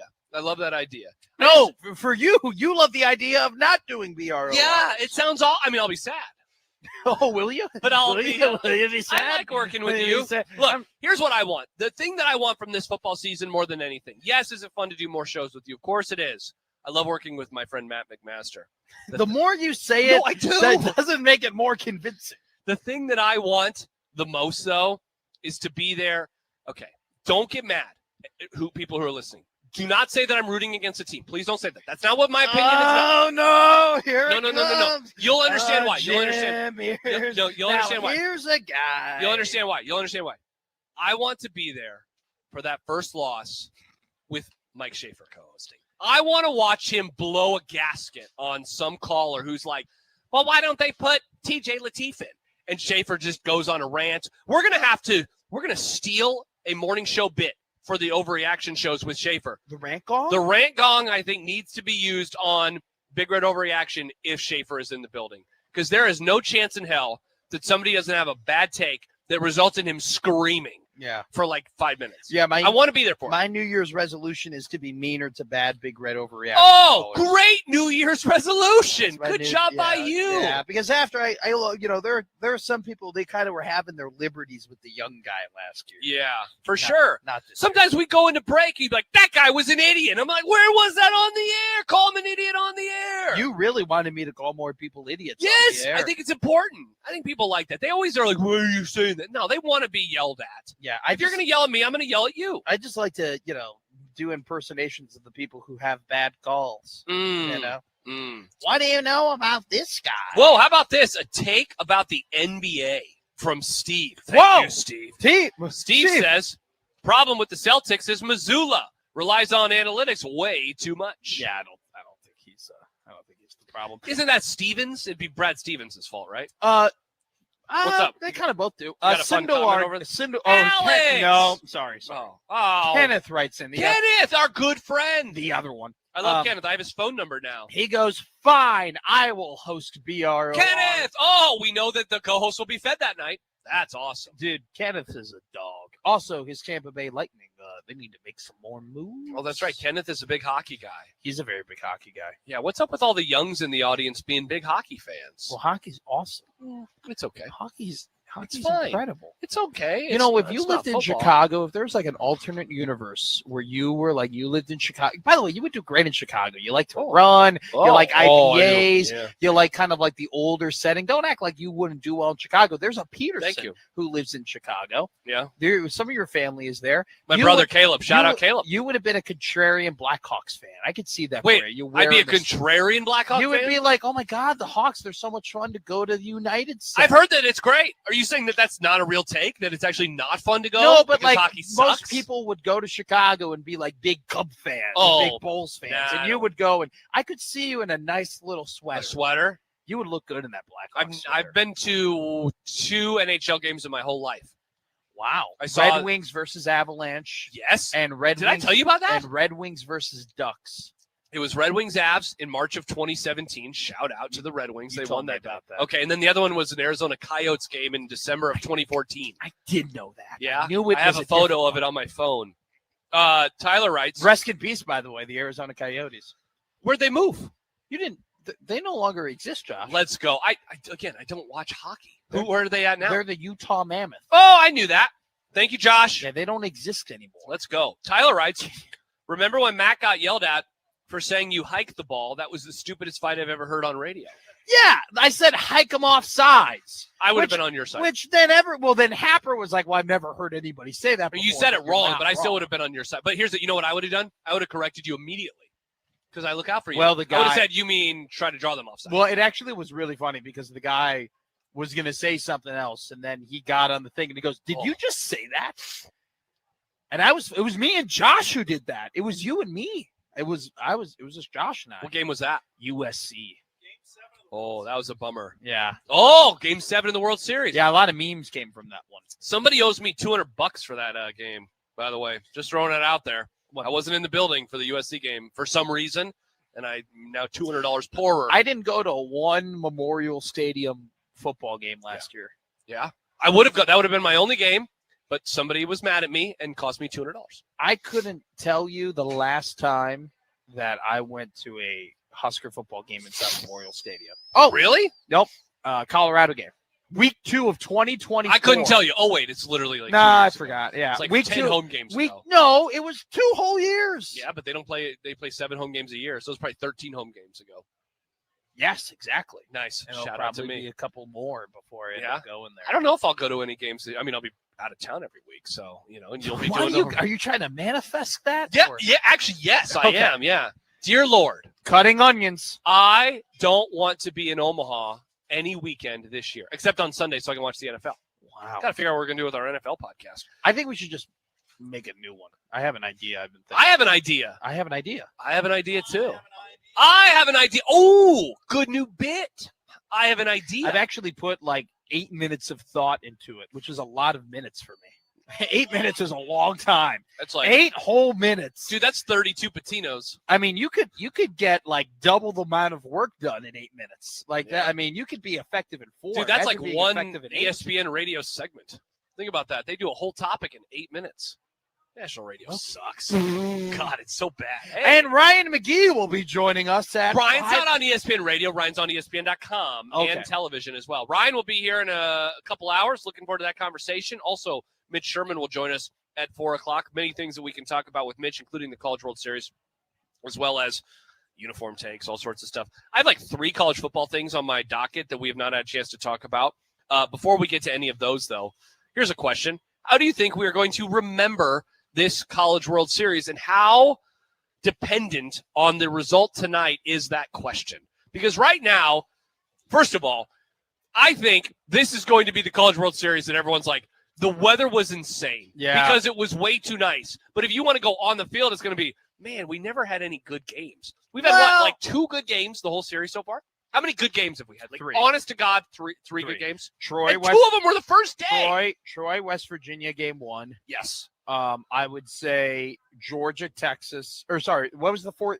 Oklahoma, Georgia. That was the 4-3 game where Georgia hit 3 solo home runs, but Oklahoma won it 4-3. Yep. That was the winner's bracket game on day whatever. 4. That was a night game too. Okay. So I would say that game. Yep. That game. I actually did enjoy the West Virginia, North Carolina winner's bracket game where North Carolina won 5-2 and had that 3-run 6th inning with 2 errors. Solid game. I thought that was a good game. And then maybe you could say like Troy's comeback against Ole Miss, but I think that gets clouded in the fact that it was like 5 hours and it was 12-8 and the game was kind of over for the last hour and a half. I would agree with you there. So like the slog that game kind of took away from it. I would say solidly 3 games. First Troy West Virginia game, winner's bracket Oklahoma, Georgia, and then the West Virginia North Carolina game. Meanwhile, I don't think I watched the whole game yesterday of game 2, and I was just like, Meanwhile, if tonight is a classic, that suddenly bumps this whole series up because it goes the distance, and then it's like, oh yeah, and then the national championship was decided in a close game. I think if we're talking about like, I hope it's good tonight. If we're talking about like everything that went in the College World Series, I think the weather would be like, oh my God, remember that? We will say, remember that one year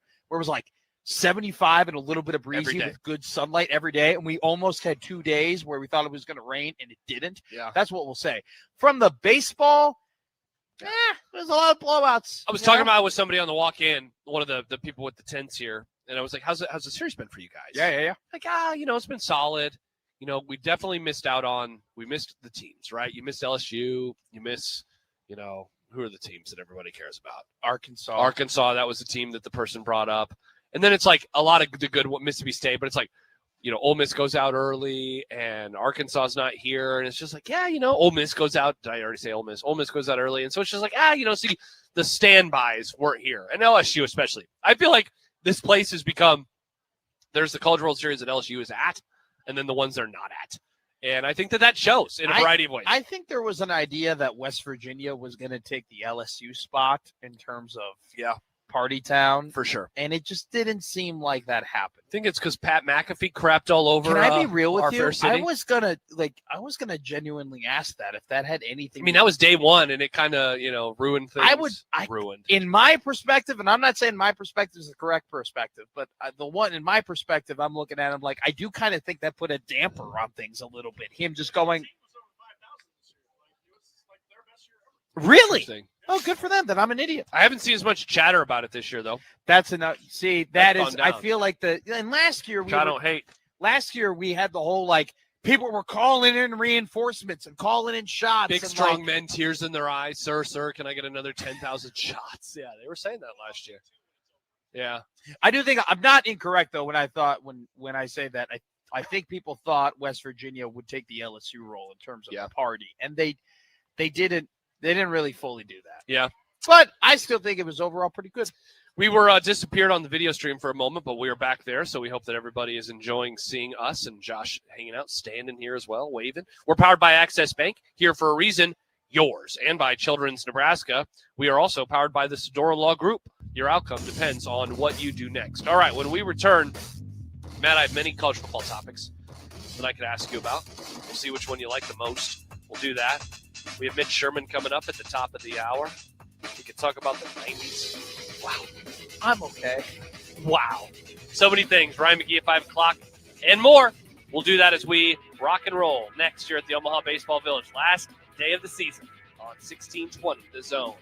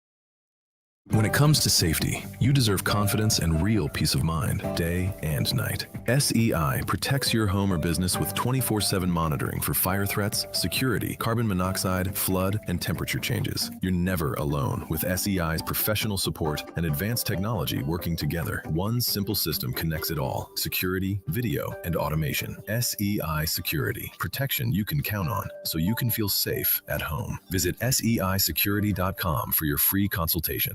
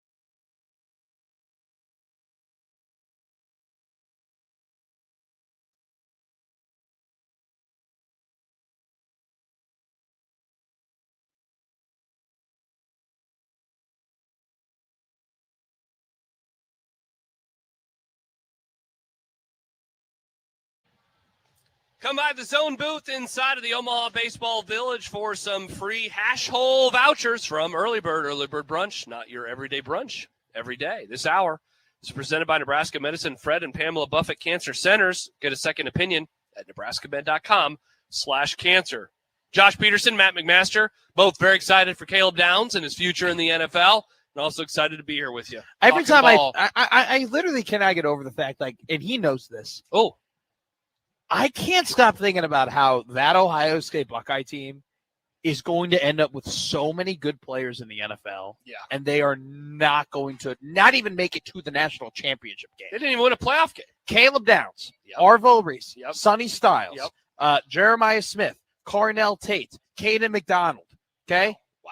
Like, those are 6 guys who went in the first 2 rounds of the NFL draft. Those 6 guys could all be incredibly good players in the NFL. Some of them might end up going to the Hall of Fame. Wow. Like Caleb Downs. I mean, Sonny Styles, Caleb Downs, Let's and go. Arvell Reese are all taken with the top Did you 12 say? picks. Did you say Jeremiah Smith? Jeremiah Smith is And going then to be he'll- taken with the number 2 overall pick next He's year. going to be Arch and then Jeremiah Smith. Yes. Sure, you think? Yes. It's going to be crazy. It's going to be absolutely crazy. Arizona is going to draft Jeremiah Smith, and they're going to have Marvin Harrison Jr., Jeremiah Smith, and win 7 games for 17 years. That's true. Are we still excited about Marvin Harrison Jr.? Is that something that we're still like, yeah, Marvin Harrison Jr., he's really good. He's getting outdone by Jackson Smith and Jigba. He's getting outdone by everybody. Dude, JSN felt like he was Ryan like Flanoy has looked better than him so far. JSN felt like he was like the 3rd of that group, you know, in terms of like people were talking about what's his name? Marvin Harrison Jr. and Chris Olave. Yeah. That's And the then- thing that always is wild to me about Ohio State is it's like, whoa, this guy is really good. And then the next one comes along, it's like, and he's actually better. He's actually even better. Like, I And remember the year that JSN got hurt early, and then it was like, oh, what will they do now? And it was like, oh, they have Marvin Harrison Jr. They'll be just fine. It's crazy. And then you forget, like, they actually have guys who, like, Noah Brown is actually a solid wide receiver. In the Noah NFL. Brown, yeah. You would never know that he was an Ohio State guy. You forget about Terry McLaurin. All right, so this leads into something I wanted to ask you about. Things that excite/interest us about the 2026 college football season. Because, I mean, you could take it a million ways if you wanted to with just the Buckeyes alone. I wrote 4 questions down that I have for the season. I mean, you outdid me. I have 2. Yeah? I mean, we can talk about all of them. Okay, let's go. See if there's any overlap. What will Indiana do for another encore?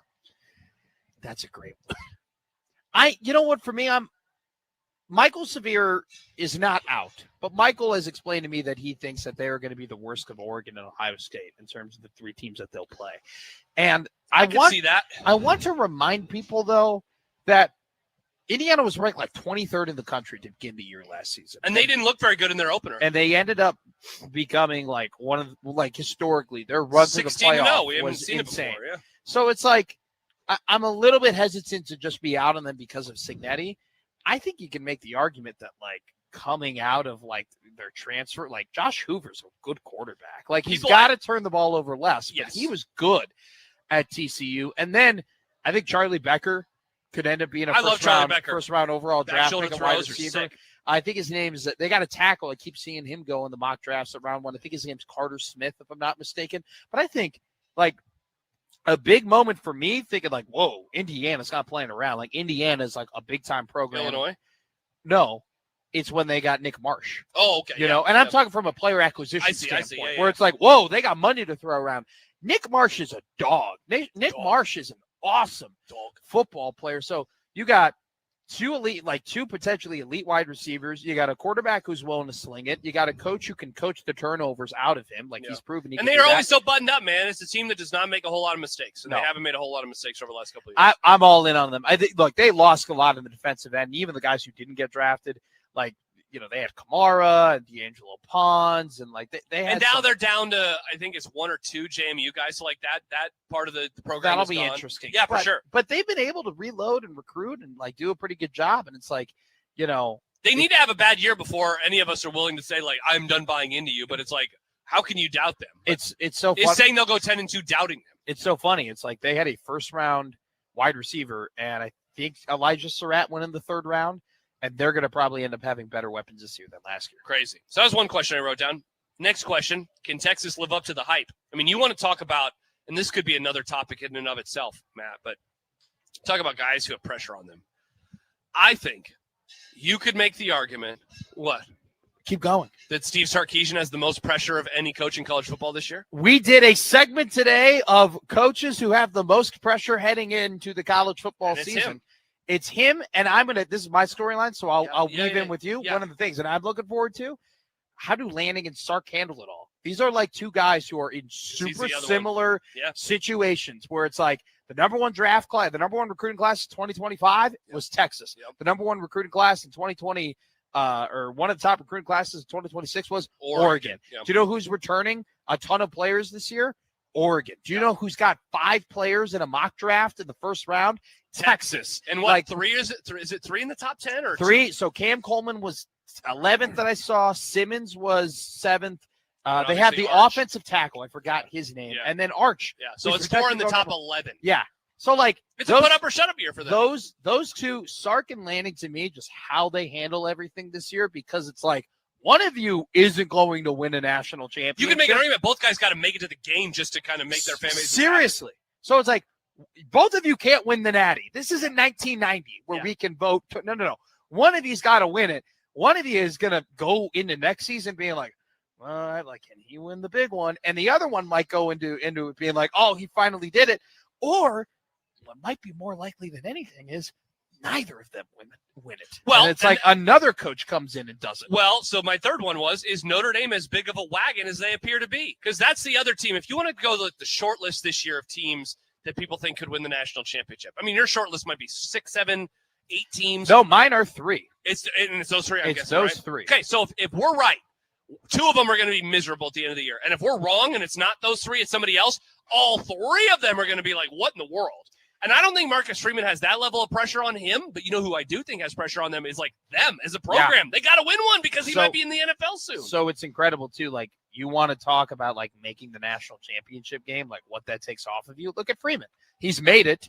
And if he hadn't made it, we'd be talking about him the same way we'd be talking about Sark and Lanning. Correct. I think like if I'm going off the cuff here, so bear with me. Yeah. If we were to make like tiers in terms of contenders, like it's the should-be's and the could-be's. Okay. And the should-be's are Oregon, Texas, and Notre Dame. And you think that's where the list stops? And then the could-be's where it's like Georgia, Ohio State, Indiana, Alabama, like your classic like programs that you know are super talented, that you know they have good LSU. Coaching. Like maybe you even put USC in there. USC's got 15 guys coming back next year. A&M. You know, so you could put okay, I could see Elko making a run. I could see maybe Riley figures it out. I could see Ryan Day. Yeah, they lost a ton of draft picks, but it's Ohio State. Yeah. But like, Miami, do we say Miami? But I mean, Miami might honestly be closer to that first tier. You could argue than the next tier. But it's like, if those teams that I just kind of mentioned for one reason or the other, like you could kind of explain it.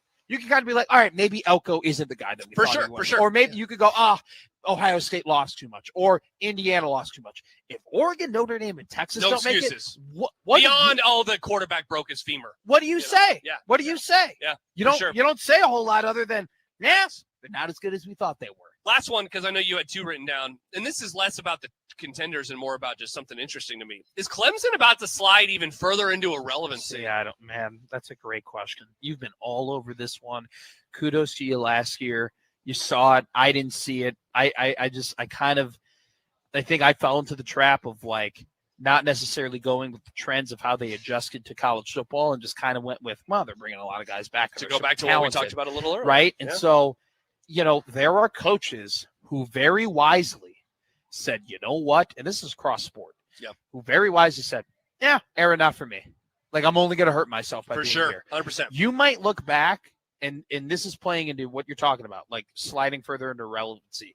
You might look back and say, you know what? Dabo should have been one of those guys. For sure. Dabo should have followed Saban because this is not. Because it's going to get into an uncomfortable territory of like he's going to get fired or they're going to like really have to force him out and he's going to leave and it's going to be very uncomfortable. What was the other one you wrote down? I'm super excited about the Heisman Trophy race. Wow. And maybe more so not the Heisman Trophy race as much as it is the quarterback development. We've done this the last couple of years where we go, whoa, this quarterback class could be really good. Yeah. Jalen Milroe, DJ Lagway, Yeah. Lenora Sellers, Cade Klubnik, Garrett Nussmeyer. Like, we've gone Quinn Ewers, Yeah. right? Drew Aller. Drew Aller. We go, oh my God, this quarterback class could be incredible. And then what happens? They all kind of fall flat. And the transfer from Cal, who won the Heisman at Indiana, Suddenly number one. that's what's been happening. Yeah. This one, though, you go, man, CJ Carr looked good for Notre Dame last year. You go, Arch Manning, he looked great at the end of the year. Could he take the next step? Everybody's like prospect darling is Darian Mensah from Duke to Miami. You mentioned You Dante got- Moore. Well, Dante Moore, but then you could maybe, like, Fernando Mendoza winning the Heisman has boosted Josh Hoover's odds. Oh, of course, yeah. Because Well, it's just he's like- in Indiana. Exactly, and that's what happened last year. So it's like, I'm just so interested in terms of, it's been a while since you can name like 12, 13 quarterbacks that you're like, whoa, like what? And, unfortunately, Brendan Sorsby, like, he would have been a guy who's easily in the conversation, who's now out of it. Yeah. But even removing him, a guy who could have been a first-round draft pick next year by some sources, you're still like, this quarterback class could be really great. So I want to see, are we back to are we going to continue this trend of being super hyped for some of these quarterbacks heading into the year? By the end of the year, we go, well, that was kind of underwhelming. Yeah. Or are we going to have a year where Caleb's going 1, Jaden's going 2, May's going 3, Nix is going next, Penix, you know what I'm saying? Steve says, how about Calandria? Laughing while crying emoji. Could he be the Pavia? Now that's the comp, right? That Guy is comes the in, comp. undersized, runs around, talks a lot of trash. Nebraska pulls off. And some they have upsets. 2 great years. And then you go, is Clark Lee a good coach, or did he get Diego Pavia? And that's a great And question. what right and there. what happened? But what happens if Nebraska ends up playing well for the next 2 years? Couldn't you make the argument too? Hey, it depends on how it goes. But people might say, is Rule, did he really figure it out, or Did he have a generational prospect? And not even prospect, guy who was just so important switched everything around? to that moment in time. There you go. There you go. God, college football. So sick. College football, I don't know what it's powered by, but I can tell you we are powered by Access Bank, here for a reason, yours, and by Children's Nebraska. Again, last day here, 2 hours and 15 minutes until we say goodbye, and we'd like to invite you to come by the Zone booth over the course of the last 2 hours and change inside the Omaha Baseball Village. Register to win a 1620 The Zone prize pack, KC Royals porch tickets, ice cream for a year from Ted Wally's, 13th, and Mike Fahey. Some odds and ends off of that discussion we can get to when we return. Also, Mitch Sherman joins us at the top of the hour. And 1 hour after that, Ryan McGee of ESPN will stop by. So still lots to come. And we're both going to be very excited for Caleb Downs. That's exciting. God, Caleb Downs. Go Cowboys, says Matt McMaster. I agree, Matt. Good take. Barry Switzer was apparently in an elevator wearing a Cowboys jacket yesterday. Go That's what Barry! somebody told me. More to come here on 1620 The Zone.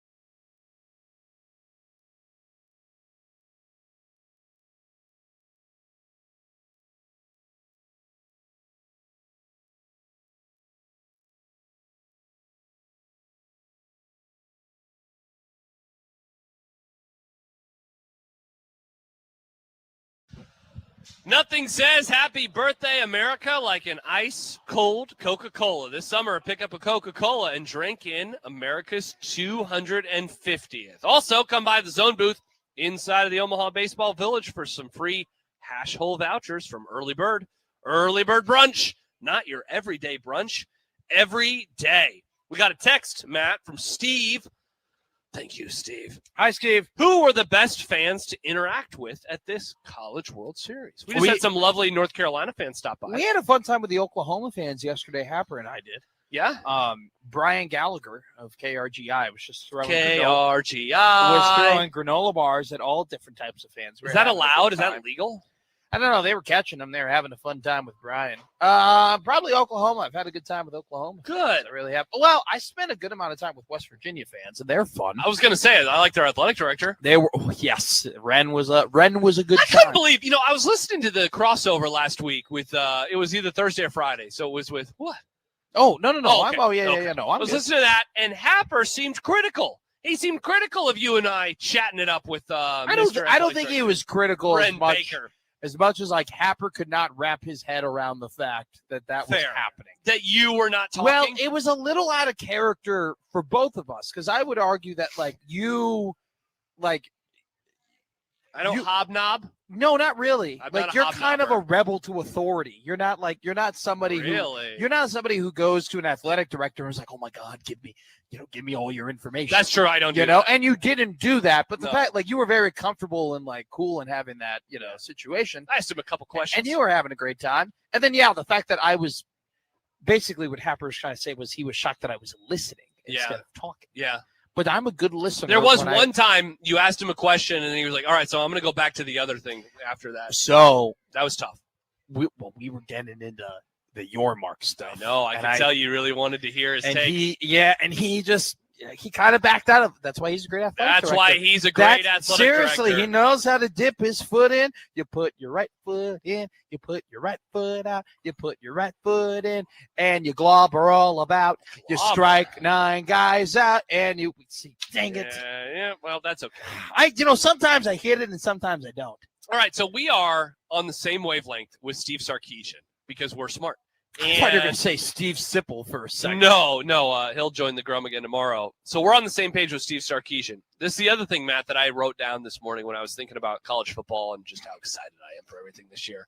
I think you could tell the story of this season through the lens of 3 coaches. Oh, okay, go. Okay. This is great. So the first one is Sark. Yeah. And obviously under him, you can throw in a variety of other coaches like him, and Dan Lanning is the next best example.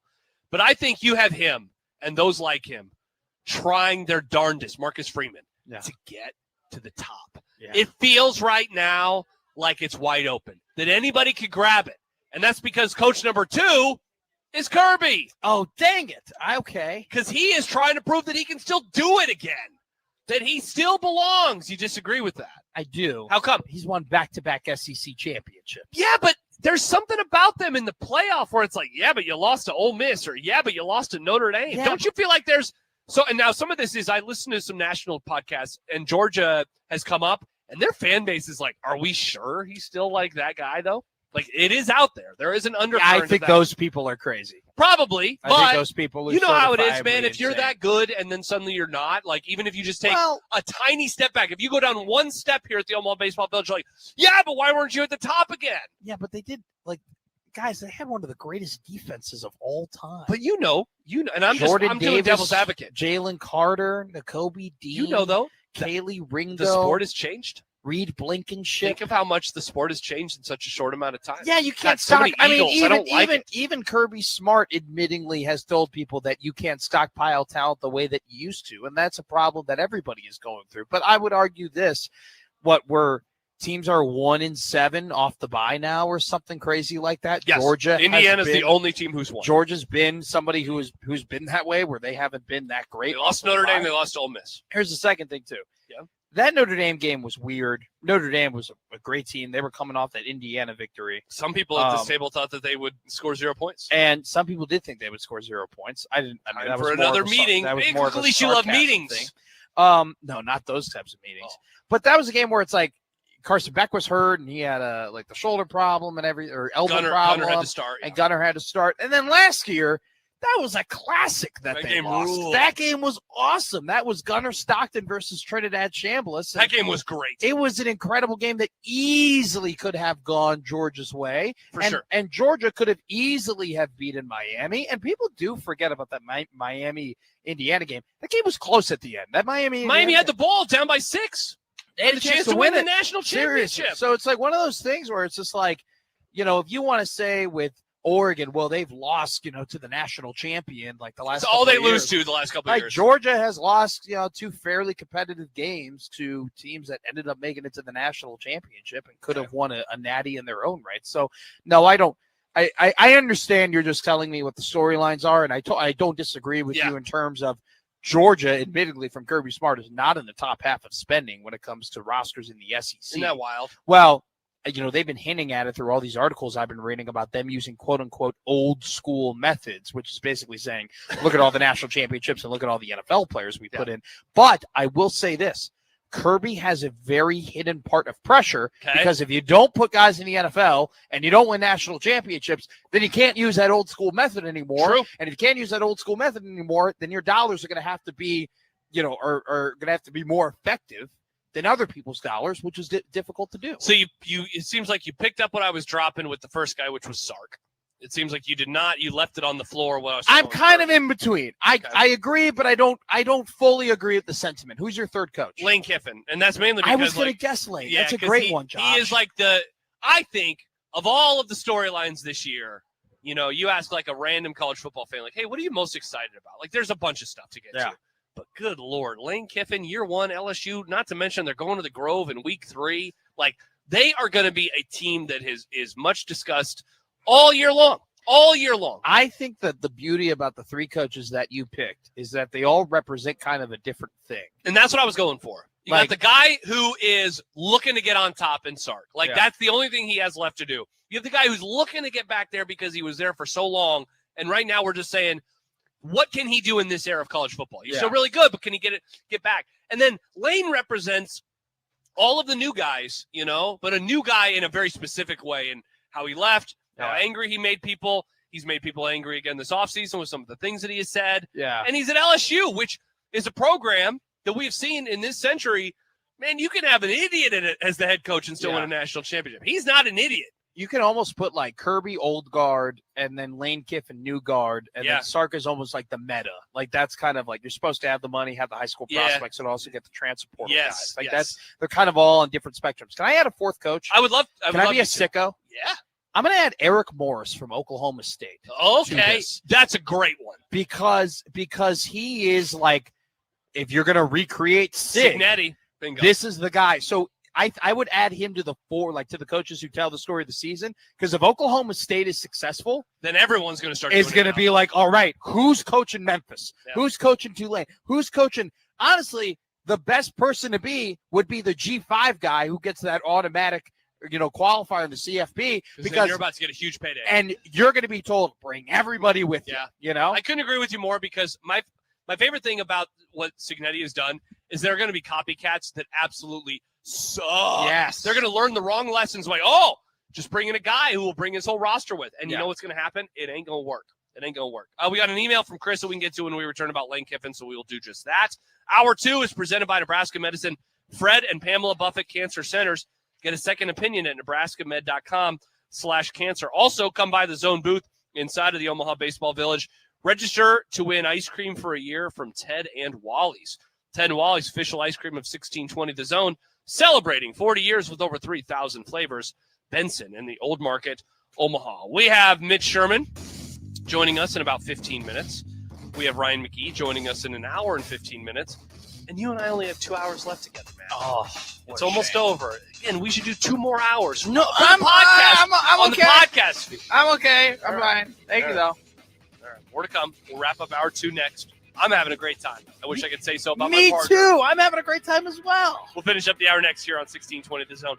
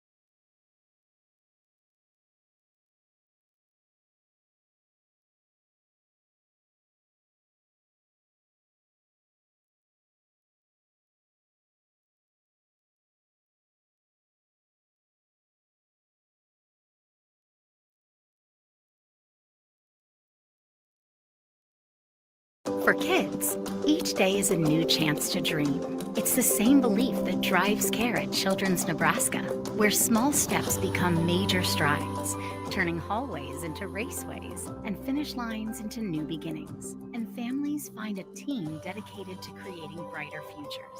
Because when you believe, better always leads the way. See how we're turning belief into better outcomes at childrensnebraska.org/believe-in-better.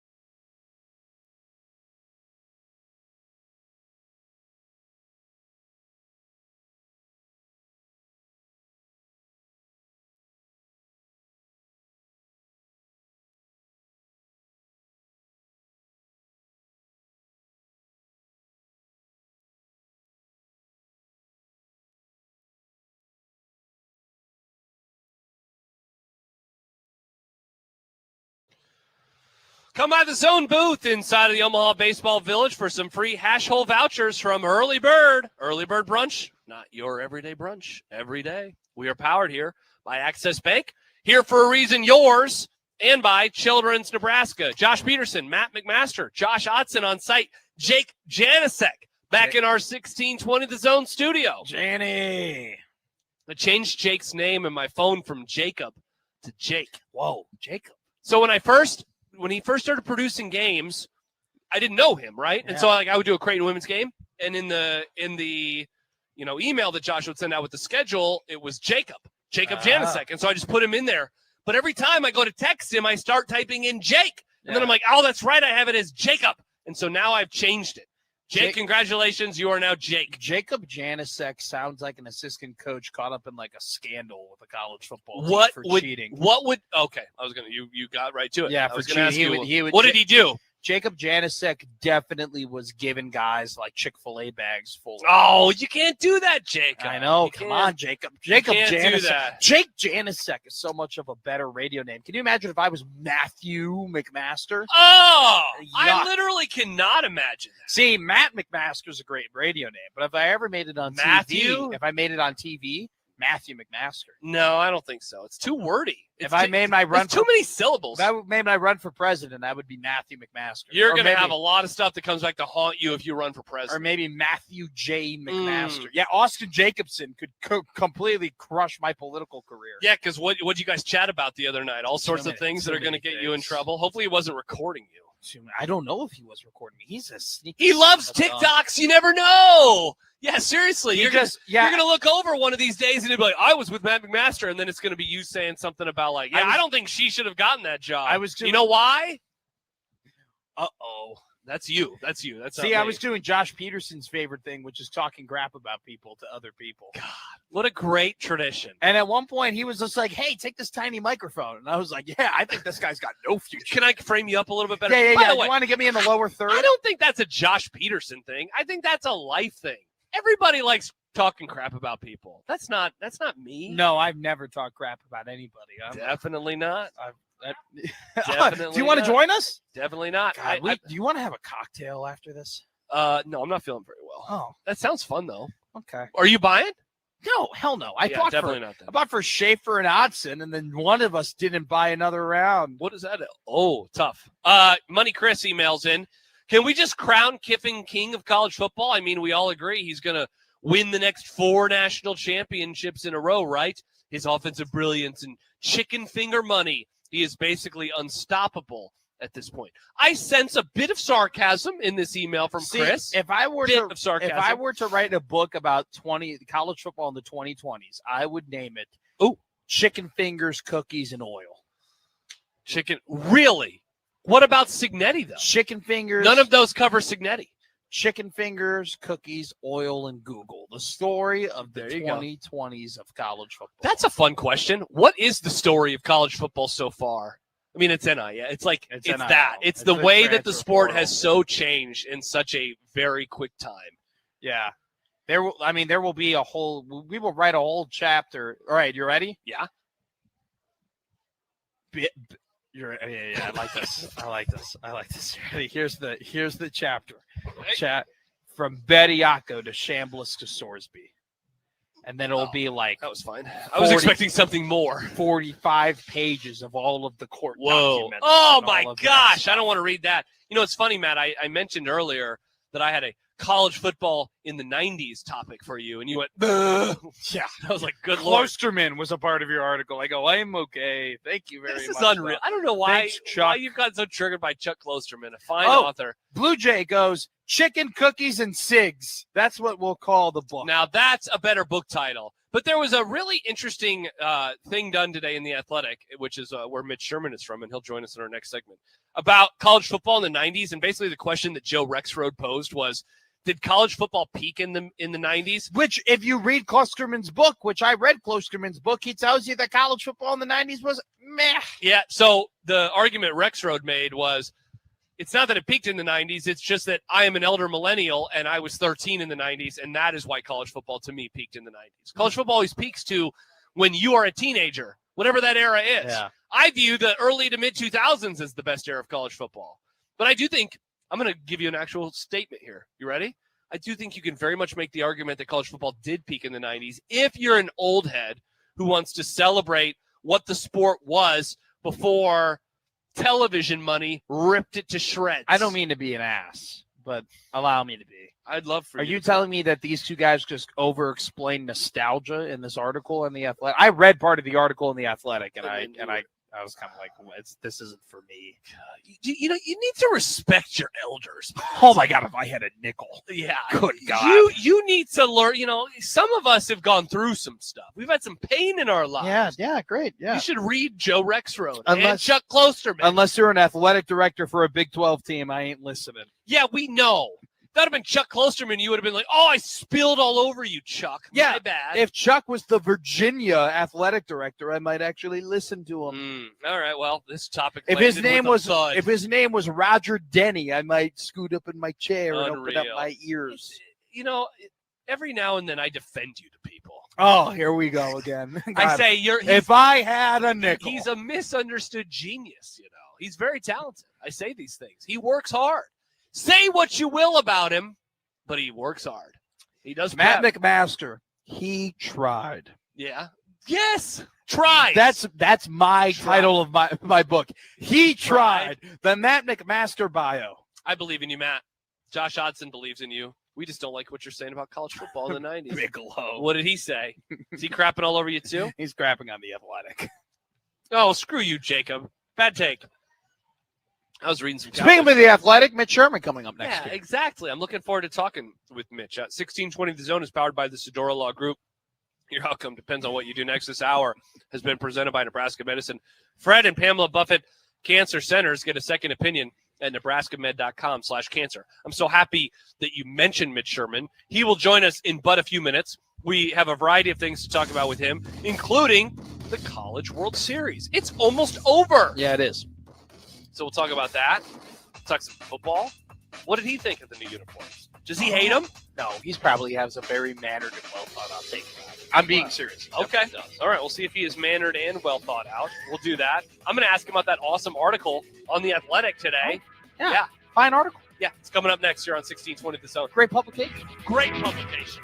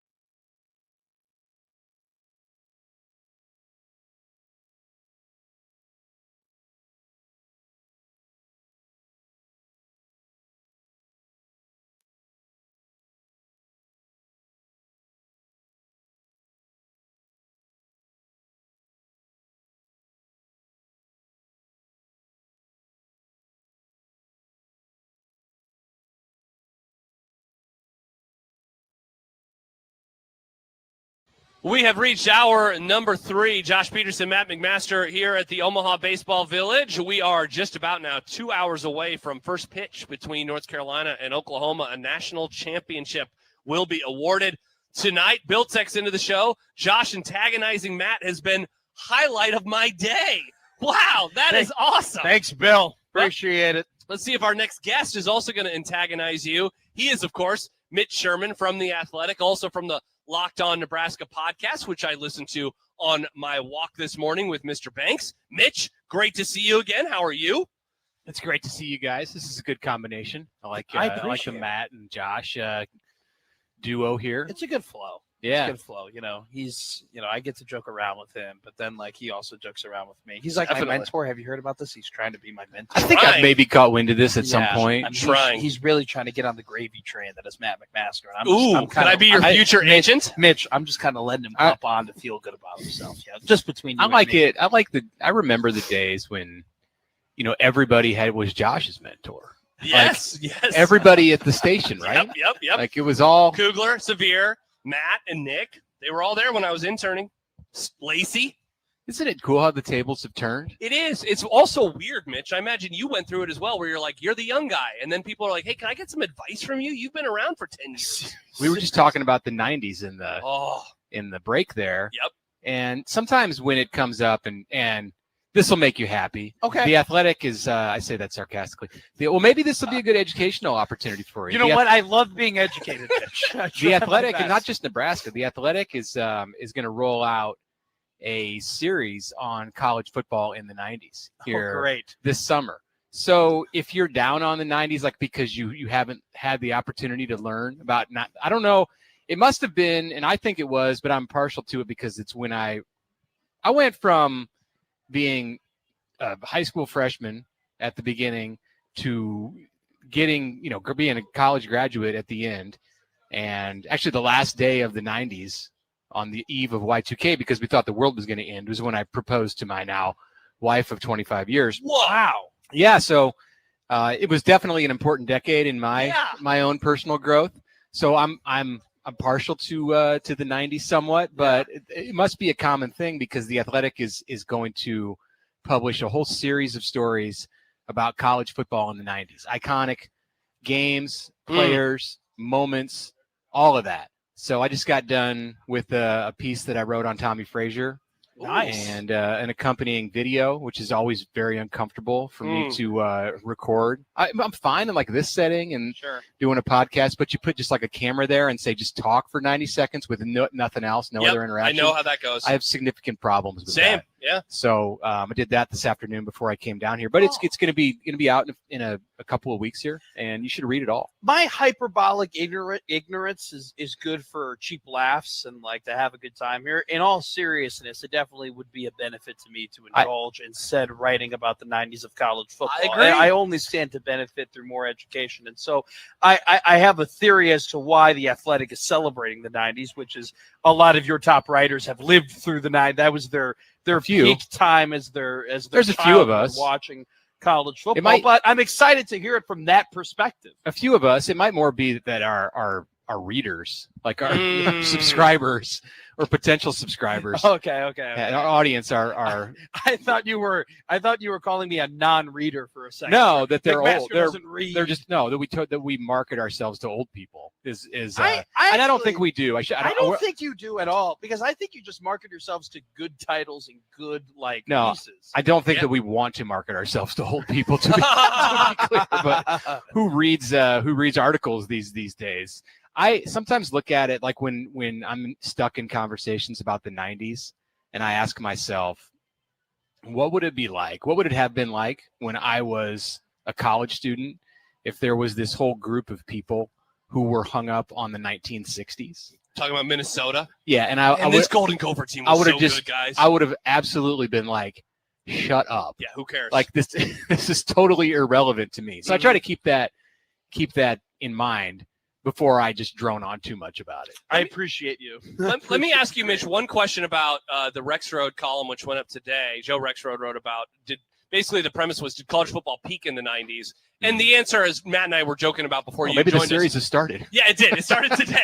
And so he, the age in which you are a teenager, in my opinion, is going to be the most formative moments of your sports fandom, right? And so, like Rexroad's point was like, did it peak? Probably not. I was just 15, and so that matters. Yet that said, I think you could very much make an argument because the 90s are when regional conferences were like really still a thing, and we were pre-BCS and certainly pre-playoff, pre-NIL and transferring, that it was like if you were an old soul, that's like the last bastion of it, but you also get the modernization of college football in that a lot of games are on TV, which you could say, the 70s also had regionality and they had few transfers. Yeah, but not every game was on TV. 1984 is what really changes that, and I think it kind of hits hard in the 90s. Sure. I mean, I think there's a reason you can find to pull out, and TV being a great one in the 90s, about why every decade is like when college football came of age, or that this is the reason that the 2000s were the best. And I think Joe, I'll have to go read that. So thanks for bringing it to my attention. I didn't know that we had started this thing today. I knew it was coming. I've written my story. I've turned it in. I've been involved in a couple of others. And so I tend to agree just on that very premise that, like, if I was 10 years younger, I'd probably feel very partial to the 2000s. Yes, because that's my favorite era. But it just all worked out really well for me because that's when I went to school in Lincoln. Yep. Yeah. And I showed up and they started winning games. I didn't start winning games. They were winning games before I got there, but they were winning games at a totally different level after I got to school, and I got to experience that up close. And it was like, all right, this is what I want to do now for the next 30 years. This is such an interesting conversation, and I think this is a question that's really good for you to answer because, I'm only ever told about this stuff. Like, I'm only ever told about what it was like, whether it be me not being born here, but also just me not being really alive or conscious for some of the better parts of what you guys are explaining. But I talk to people like you and people who've been around for a while who have not only just been around this stuff, but have made great pieces about this stuff, that it was always, when you were in this rut for Nebraska football, it was always the expectation that it would come back. Like, there was always the expectation of like, this is just a slump. This is a year. This is this is just a bad hire. No. Like, this is fixable. This is easily, like, you can get back to that level. And my question to you is, like, was there ever a known shift from the attitude of like, no, this is just, we'll come back to what it was, to, oh no, like, this might be the future. Like, this might be who we are now, in terms of it's going to be difficult to get back to the national championship picture? That it would never get back to the 90s, probably 2002. Wow. Pretty quickly. You think that quickly everyone Well, said, I don't ain't getting back to the It was a national year away from Nebraska having played for a national championship, so I definitely didn't think that, and I still don't think today, that it's impossible that Nebraska could ever play for a national championship. If Indiana can play for a national championship because the cards align, like, it's who's to say that 30 years from now Nebraska can't do the same thing, or sooner than that. I agree with you, Mitch. I agree. So, but in 2002, I think I realized that everything that happened in the decade before that was really a special convergence of events. And because of some changing forces in the sport and some things that had changed at Nebraska that were probably never going to come back, that it would never get to a place where Nebraska could win 60 games and lose 3 over a 5-year period. So the dynasty I knew was over in 2002 when they went 7-7. And then I would say where I really had questions about whether they could even get back to a level of regularly competing for it, probably 2007. And that's when Bill Callahan flamed out. And at this point, you're on coach number 2 after Osborne, and it was very clear midway through that season that I can even go down to like a game, even part of a game. It was the Oklahoma State game that year, and I believe it was 35-0 at halftime. And I was working for the Omaha World Herald and had some contacts at ESPN. I don't remember who it was, but I think I got a call in the press box like in the second quarter of that game. And the question was like, can you come on the show? It was whatever the ESPN radio show was. That was the live like game day show. Wow. It was like, can you come on the show at halftime of the Nebraska-Oklahoma State game? And I think I did. And I stood in the back room of where like people convened to get pizza in the press box or whatever they're serving that day. Cookies at halftime, not pizza at halftime, but popcorn. Don't forget about the popcorn. Right. And I'm on with whoever, on ESPN national radio, and they're like, what is going on in Lincoln, Nebraska right now? Oklahoma State's up 35-0 on the Huskers. This is, we've seen the struggles. It's not the 90s, but is this program gone? And that was basically the tone of the conversation. And then 2 days later, Steve Peterson was fired, and it was inevitable that that Bill Callahan was gone and Osborne came back as the AD. And even then, like, okay, so Tom's back. Like, his days of winning games at that clip were never coming back. That's an incredible story. I can't believe that's almost 20 years ago. That's the part that's we can celebrate the anniversary next fall. Yeah, certainly we will. Mitch Sherman of The Athletic, also the Locked On Nebraska podcast. Mitch, let's talk a little baseball with you. Mental fortitude is the thing that I was thinking of this morning as I was getting ready for this game between these two teams, whether it's inside of the season. I mean, there's been a lot written and said about Oklahoma's, mid-year struggles and, really what they had to do in the regionals just to come back from that. And, then they ripped through the sport over the last few weeks, and now they find themselves in a do or die. Meanwhile, the Tar Heels, they had to do that against USC after losing the first game. They'd never come back from losing game one to leave a regional or a super. And then, of course, they had the game the other night. And then yesterday starts in another terrible way. And it's like, oh, my gosh, is Oklahoma about to run away with this thing? Mental fortitude, that's what sticks with me. What sticks with you as we get ready for the last baseball game of the season? With these two teams, it's been – well, I think it's been different. It's been quite a bit different between the two of them.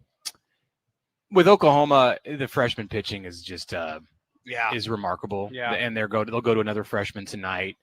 So that's the story for me. I mean, you got Dayton LaChance and the way that they've hit and all the home runs and almost 30 in the postseason. That's crazy. But they don't get here. They're not playing today. They're probably not in Omaha if not for those freshmen. Two of the three, at least, just coming out of nowhere, basically. Yeah. And leading them through the postseason. I mean, when does that happen?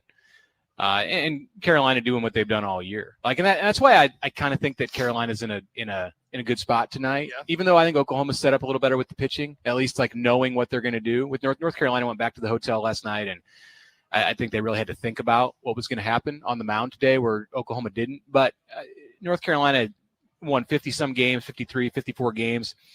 And I think the entire season, to me, prepares them for tonight in a way that maybe it doesn't Oklahoma. Oklahoma, it's been a great run, and they had a 9-game win streak, and it came to an end yesterday. So did their mojo die with that? We'll probably know pretty early in this game how Oklahoma comes out, because they looked a little bit.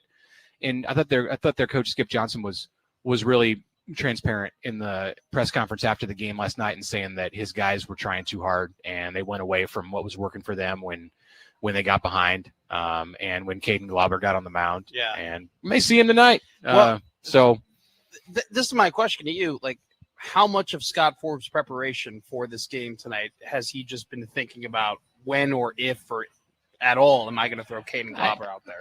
I mean, he'll probably pitch if it's close in the late innings, but I don't think it's a situation where North Carolina is desperate and has to go to him. They've got all kinds of pitching depth. It just so happens that they're 29-0 in games that he appears in. I did not know that. That's an awesome stat. So but that doesn't mean that you're going to put him. I mean, he didn't win the USC game in the winner take all of the Super. Some of that is good fortune. Like, he pitched in that game, but he was out when USC blew the lead in the bottom of the 9th inning. So it's nice, and he definitely keeps them in games. As we saw last night, once he came in and struck out the side in the 5th inning, I people around me, I said, this game's over. Like, this guy's shutting it down from here. They're not getting 2 runs. So he gives them that kind of luxury, and I don't think that that's the situation tonight. Like, if they go to him, it's probably to get 2 or 3 outs. Yeah. But if he's in there, then that shortens the game for the Heels. To your point, they got McDuffie, who hasn't been in a couple of days. They have Jackson Rose. Yeah. I mean, they could bring DeCaro back. Yeah. Should be a lot of fun. Championship game will be decided. That one starts in a little under 2 hours. Mitch, look at that. We got an interview done and didn't even talk uniforms with you today. Good. I'm talked out on More Locked On content, though, for you and Connor Happer. You and me both. I don't want to talk about the uniform. Yeah, I said enough. I'm done. I've said too much. Coming up in our next segment, we'll dive back into the uniform talk. Stop it. A lot of Absolutely responses not. that we need to I get don't to. care. How many times can I tell It's you? a Thursday segment. Mitch, we appreciate you coming by. Enjoy the game tonight. Thanks, guys. Thanks. That is Mitch Sherman of The Athletic and the Locked On Nebraska podcast. We will have Ryan McGee joining us at the top of the hour and more to come as we rock and roll here from the Omaha Baseball Village for the final time in the 2026 season. More to come next here on 1620 The Zone.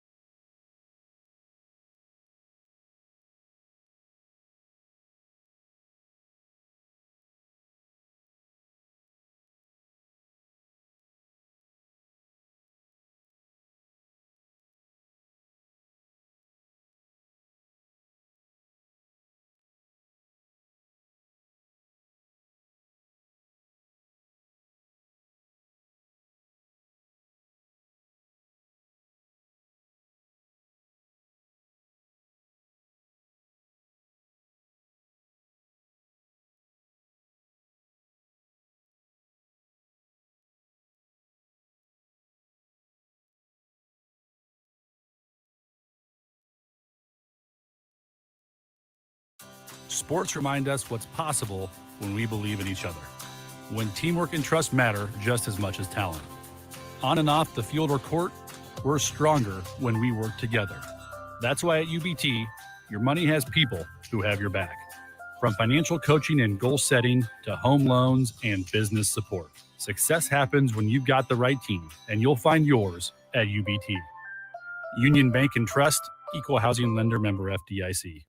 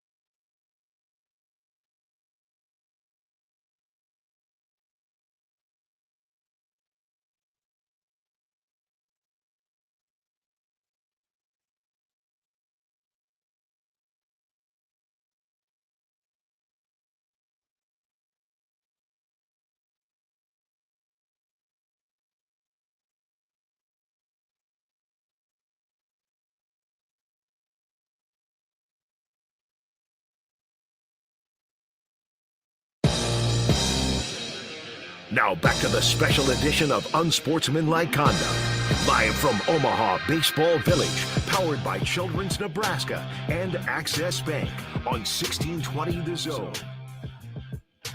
Come by the Zone booth inside of the Omaha Baseball Village. Register to win ice cream for a year from Ted and Wally's. Ted and Wally's official ice cream is 1620 The Zone, celebrating 40 years with over 3,000 flavors. Benson, Old Market, Omaha. We are powered by Access Bank, here for a reason, yours, and by Children's Nebraska. Speaking of coming by the Zone booth, Connor Happer has stopped by the Zone booth. He said, I want to see Matt today. I missed him. I didn't get to do a crossover with him in person. No, I did appreciate not doing the crossover day. Felt great. Yeah. He has so many takes. He needs to give us all the takes, Happer. Oh, he's just going to join us. That is great. Hello, Connor. It's great to see you. Great to see you, Ball, as well. Oh, man. So why didn't you want to do a crossover?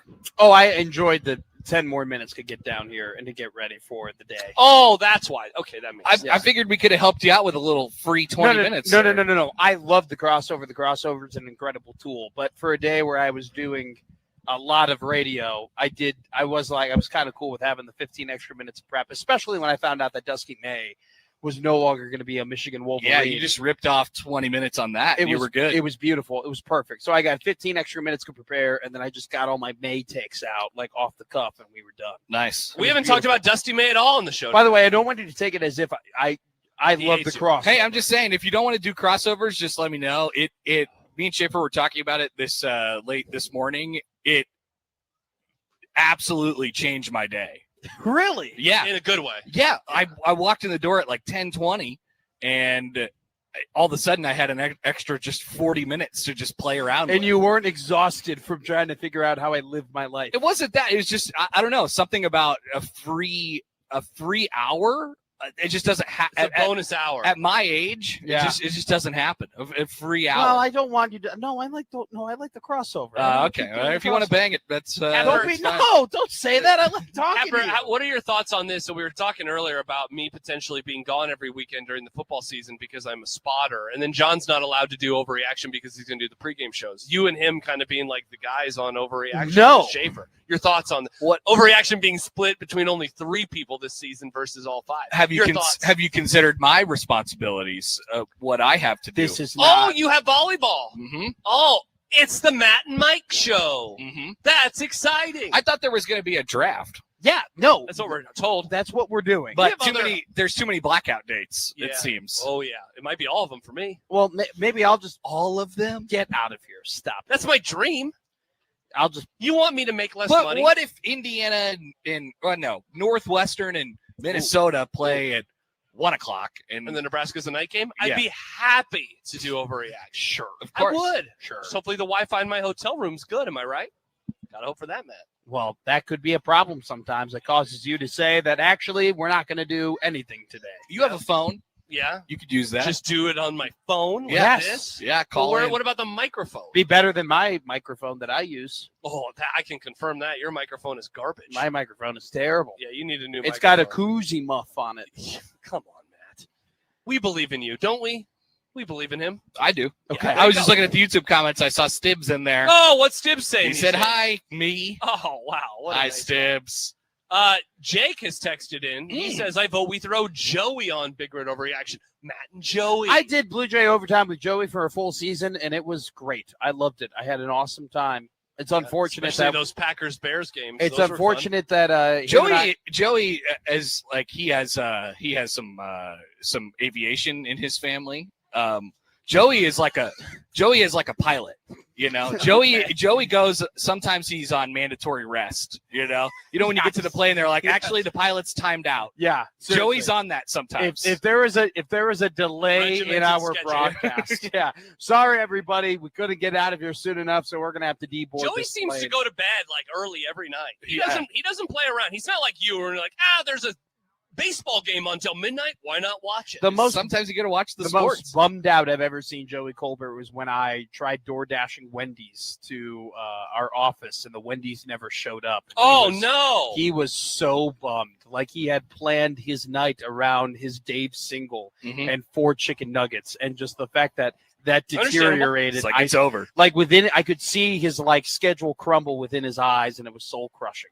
Yeah. That's a bummer. It's tough. Yeah. I would host with Joey. I will host with anybody. Perfect. I could host with the mop. I could make better wrestling. I will host with Joey every week. That will be great. Awesome. We all agree. No, I'm not doing Big Red And overreaction. no more crossovers. How's your? Home at 10:20 No, every I day. don't. I like the crossover. How's your big long day going?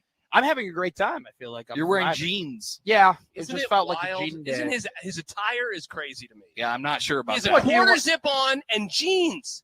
It is June, friend. Well, the shirt that I put on is a little too Josh Patey, so I had to put on a Little quarter too zip tight? over it. Yeah, it's a Yeah. little too tight on my arms. You could have just not worn that shirt. Yeah, but That's a great point. He could have put a Like different the shirt didn't on. put itself I on had for put you. it Where does on, this shirt come from? and if I took it off, then I would have had to hang it up again, and then I would have to find a different shirt, and then I was like, Is that hard for you? I was just like, there's a quarter zip, just throw that sucker on and walk out of here. And jeans. You And know? jeans.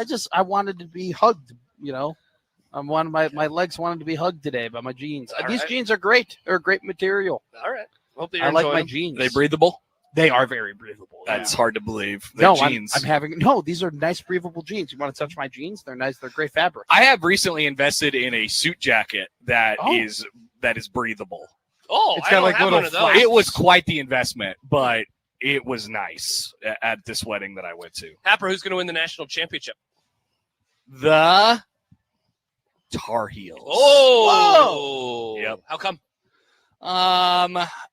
Because they're going to do one less mistake than the other team. All right. They're Let's good. keep a mistake tracker going tonight. Yeah, there was too many mistakes for Crimson and Cream yesterday. There were. Too many screw Was ups. that the third inning when they just were like, let's lose? Yeah, like running into people in the outfield. That has happened How many so much running this into year. people in the outfield have we seen? What's don't- the deal with that? Do they not call other guys off So- anymore? Maybe they can't hear because there's too many people. Too I'm many not- children? I was in the bleachers, like not too far away from that collision, Yeah? and not one of those guys said a word. to one Really? another. How did do you not- know? Maybe they did and they You couldn't would- hear each you- other. No, you could hear. Maybe they're you, mute. where I was, if they were going mine, I would have heard it, and they did not. They weren't saying anything. They just ran into. I each don't other. understand how that happened because it's happened A lot. almost 10 times. North Carolina had that weird thing where like the three guys chest bumped each other in Yeah, the middle of. That was a good one. That was a great one. That was probably my favorite. We've had some bumperoos.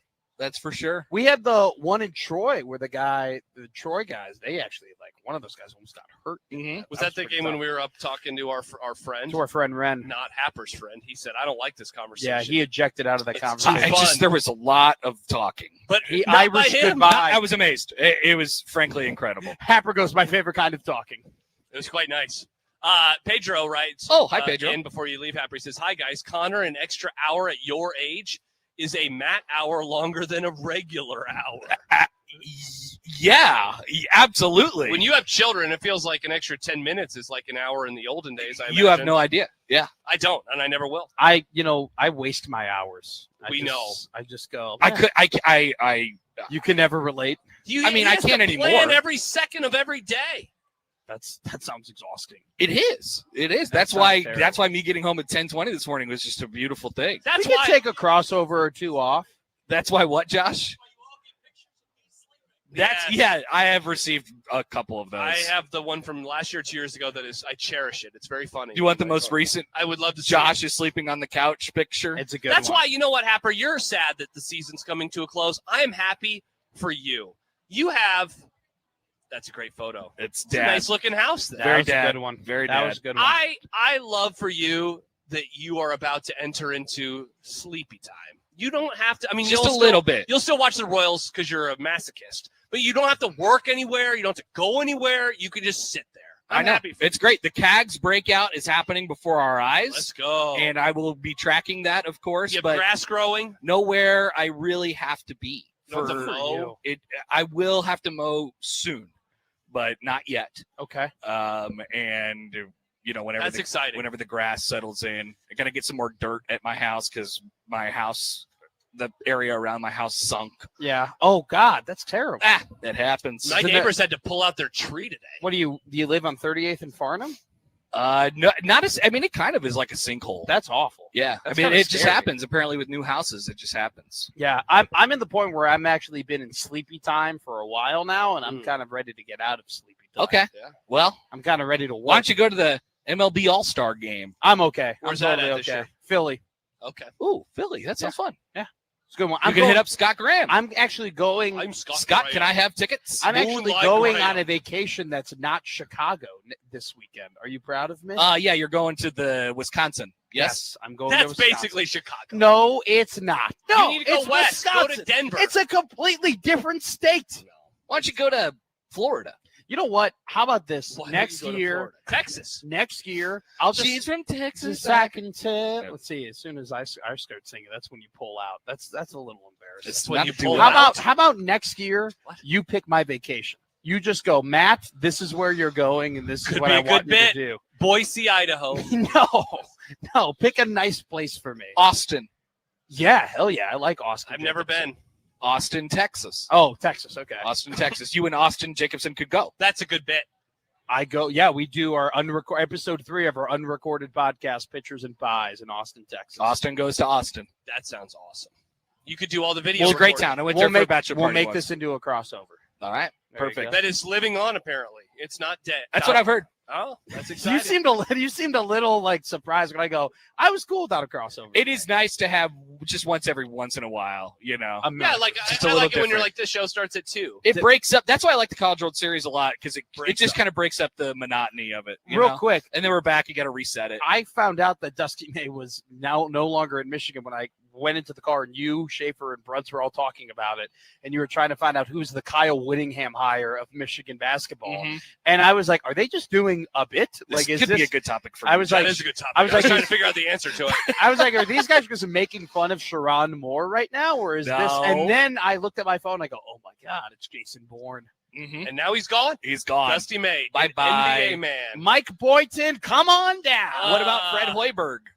What about Fred Hoiberg? No, he's terrible. Michigan, don't hire him. Nothing says happy birthday America like an ice cold Coca-Cola. Nothing. This summer, pick up a Coca-Cola and drink in America's 250th. Also, 1620 The Zone is powered by the Sedora Law Group. Your outcome depends on what you do next. All right, when we return, let's talk a little Dusty May. We haven't done that yet today. Yeah.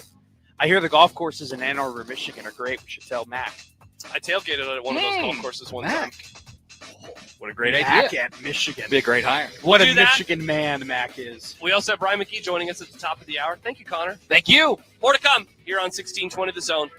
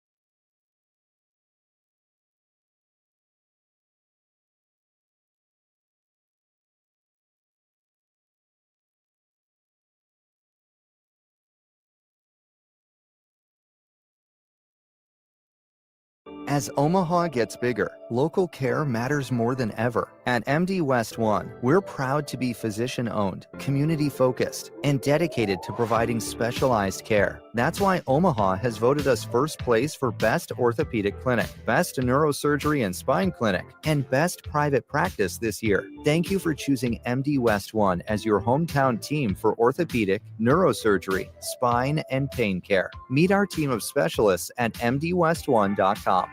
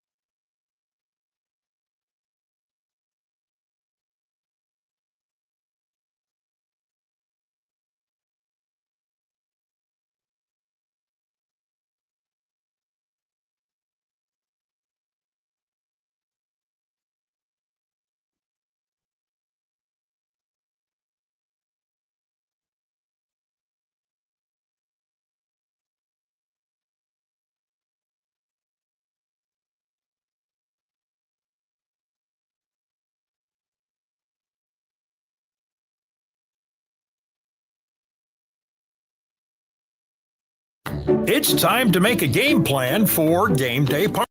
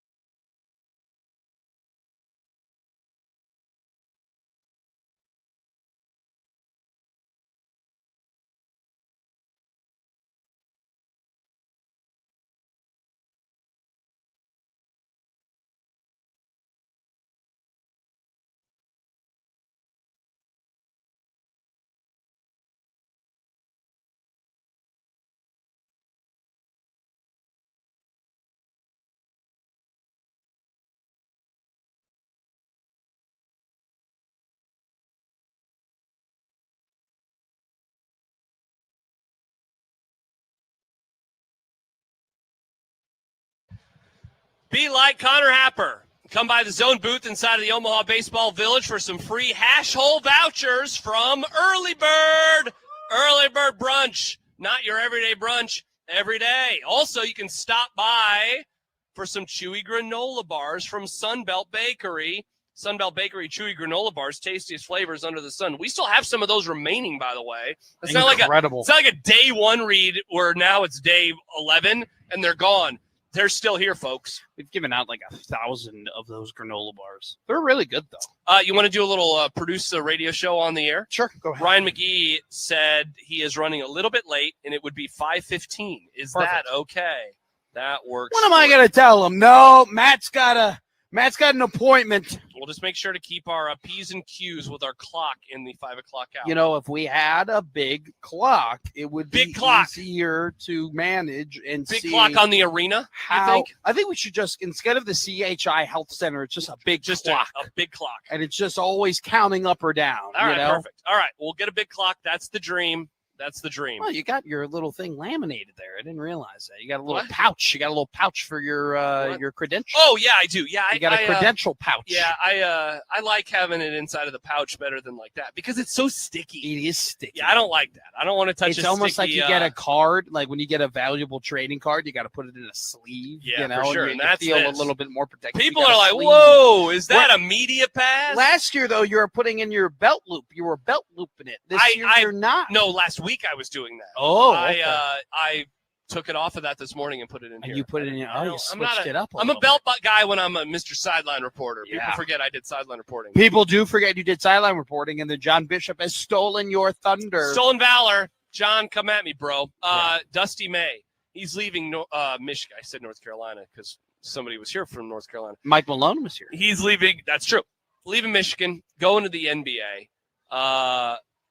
What do we think of this? Yeah, I think he accomplished everything he wanted to accomplish in college. How I feel too. And he's kind of like, like, do I really want to keep doing this, or do I want to go and, he clearly has aspirations to be in the NBA as well. Mm-hmm. And, I think that you can make the argument more for other sports, but it's one thing to win a national championship, and then it's another thing to win a Larry O'Brien trophy. And it's kind of one of those things where he is in a pretty good situation, honestly, in terms of like initial jobs to have, because this isn't like him taking over a Brooklyn Nets team where you don't know how it's going to work out, or him taking over like a Bulls team where it's like, oh my God, like they have a lot of work to do in order to win again. Yeah. This is him taking an organization that has two things. Masai Ujiri, who is a phenomenal basketball executive president, who's won a championship with Toronto, a team that he built. Ujiri is one of the best kind of scout and evaluators of talent when it comes to the NBA level, and will go to any part of the globe to find that talent. And number two, how many times do you walk into a head coaching job where the team was previously under 31 games from Dallas only won 26 games last year. How many times can you take over a 26-win team that you can go, that's my best player on a championship team? That's exactly what he can do. There's got to be so much excitement to get to coach Cooper. Seriously. Like, he can look, all right, there's my superstar, there's my franchise guy, and then there is a president of operations who knows exactly what they are doing, what they need to do in order to win. So 100%. I think Dusty May, in terms of job openings, this was probably the best one out there. I'd much rather have this job than the Bulls job. I'd much rather have this job than a Trailblazers job. I would rather have definitely the case with that. That job is cheap. I would much rather have a Mavericks job than maybe a job where I have to come in and I have to win right away, right? Like, I don't think any more jobs are really going to be open in the NBA, but I would much rather have this Mavs job than, like, let's say a Bucks job where you have to come and you got to win a championship. Well, and you're not going to have Giannis on the team anymore. Well, I'm just more saying I'd rather have a job, this one, than one where it's like, all right, if you don't make it to the Western Conference Finals next year, that's a failure. Well, and you said it. He already did the thing in college. Exactly. He did the thing, and I mean, are the stars going to line that perfectly? I mean, maybe they would. He's a really good coach. He's a shooting star. Well, I mean, the Michigan job is a really good job. It's a very good job and a very good conference, and they had the number 2 overall recruiting class in high school last year, and they got 3 4-stars from the transfer portal. So he got what he wanted. Like, he had, the lay of like he had the pick of the lot when it came to, if you want to go and get JP Estrella, we'll let you get JP Estrella. You want to get Mustafa Tom, we'll let you get Mustafa Tom and Brandon McCoy Jr. out of high school. Like, he had a great job. But here's another thing too, Josh. I think an underrated part. Let's say he goes to the NBA. Let's say this thing doesn't work out, when he gets fired after 3 years, and get any job that he wants. He can get any job that he wants. So I think that this actually isn't as high of a risk for Dusty May as maybe we might seem. We see it with college guys a lot, where they make that jump up and they struggle, and then they get to go right back down, and it ends up being okay. And the last time, I mean, the funny thing is that I had to do a double take when I realized, and I was like, oh, wow, that is true. It's the first time since 2019 we're going to have a college basketball coach go to the NBA. It has not been happening as much. No. It has not been happening as much. John Beeline did it, and that was it. That was terrible. Holy crap. I think that lasted season. I think it was like 54 games. I was going to say, for some reason, February comes to my mind of when he that was bad. Said some things behind closed doors, and he was gone. That was Ian writes in, just listen to the radio replay of John on Middays with Matt. Please tell me John's struggling with audio and saying, "Oh, I'm turned on" is a new drop. He was like moving his mouth the entire, and it was like, "We can't hear you. We cannot hear you." And then the first thing you heard was, "Am I turned on?" I am not surprised that John struggled with technology. I can't wait to work with my friend again, John Bishop, every day. Yeah, that might have been on us. Alex Lincoln says, "Surprised they have a Tweederson Media Pass. They like me here. I'm good to go." What, they're not saying who would even be calling you? I didn't even know the person who would be calling you.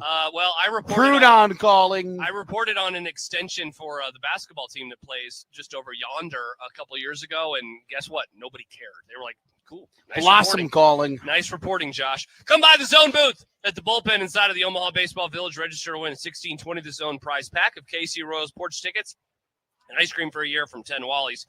13th and Mike Fahey. We will wrap up the 4 o'clock hour when we return, and we'll get you ready for Ryan McGee, who's going to join us at 5:15.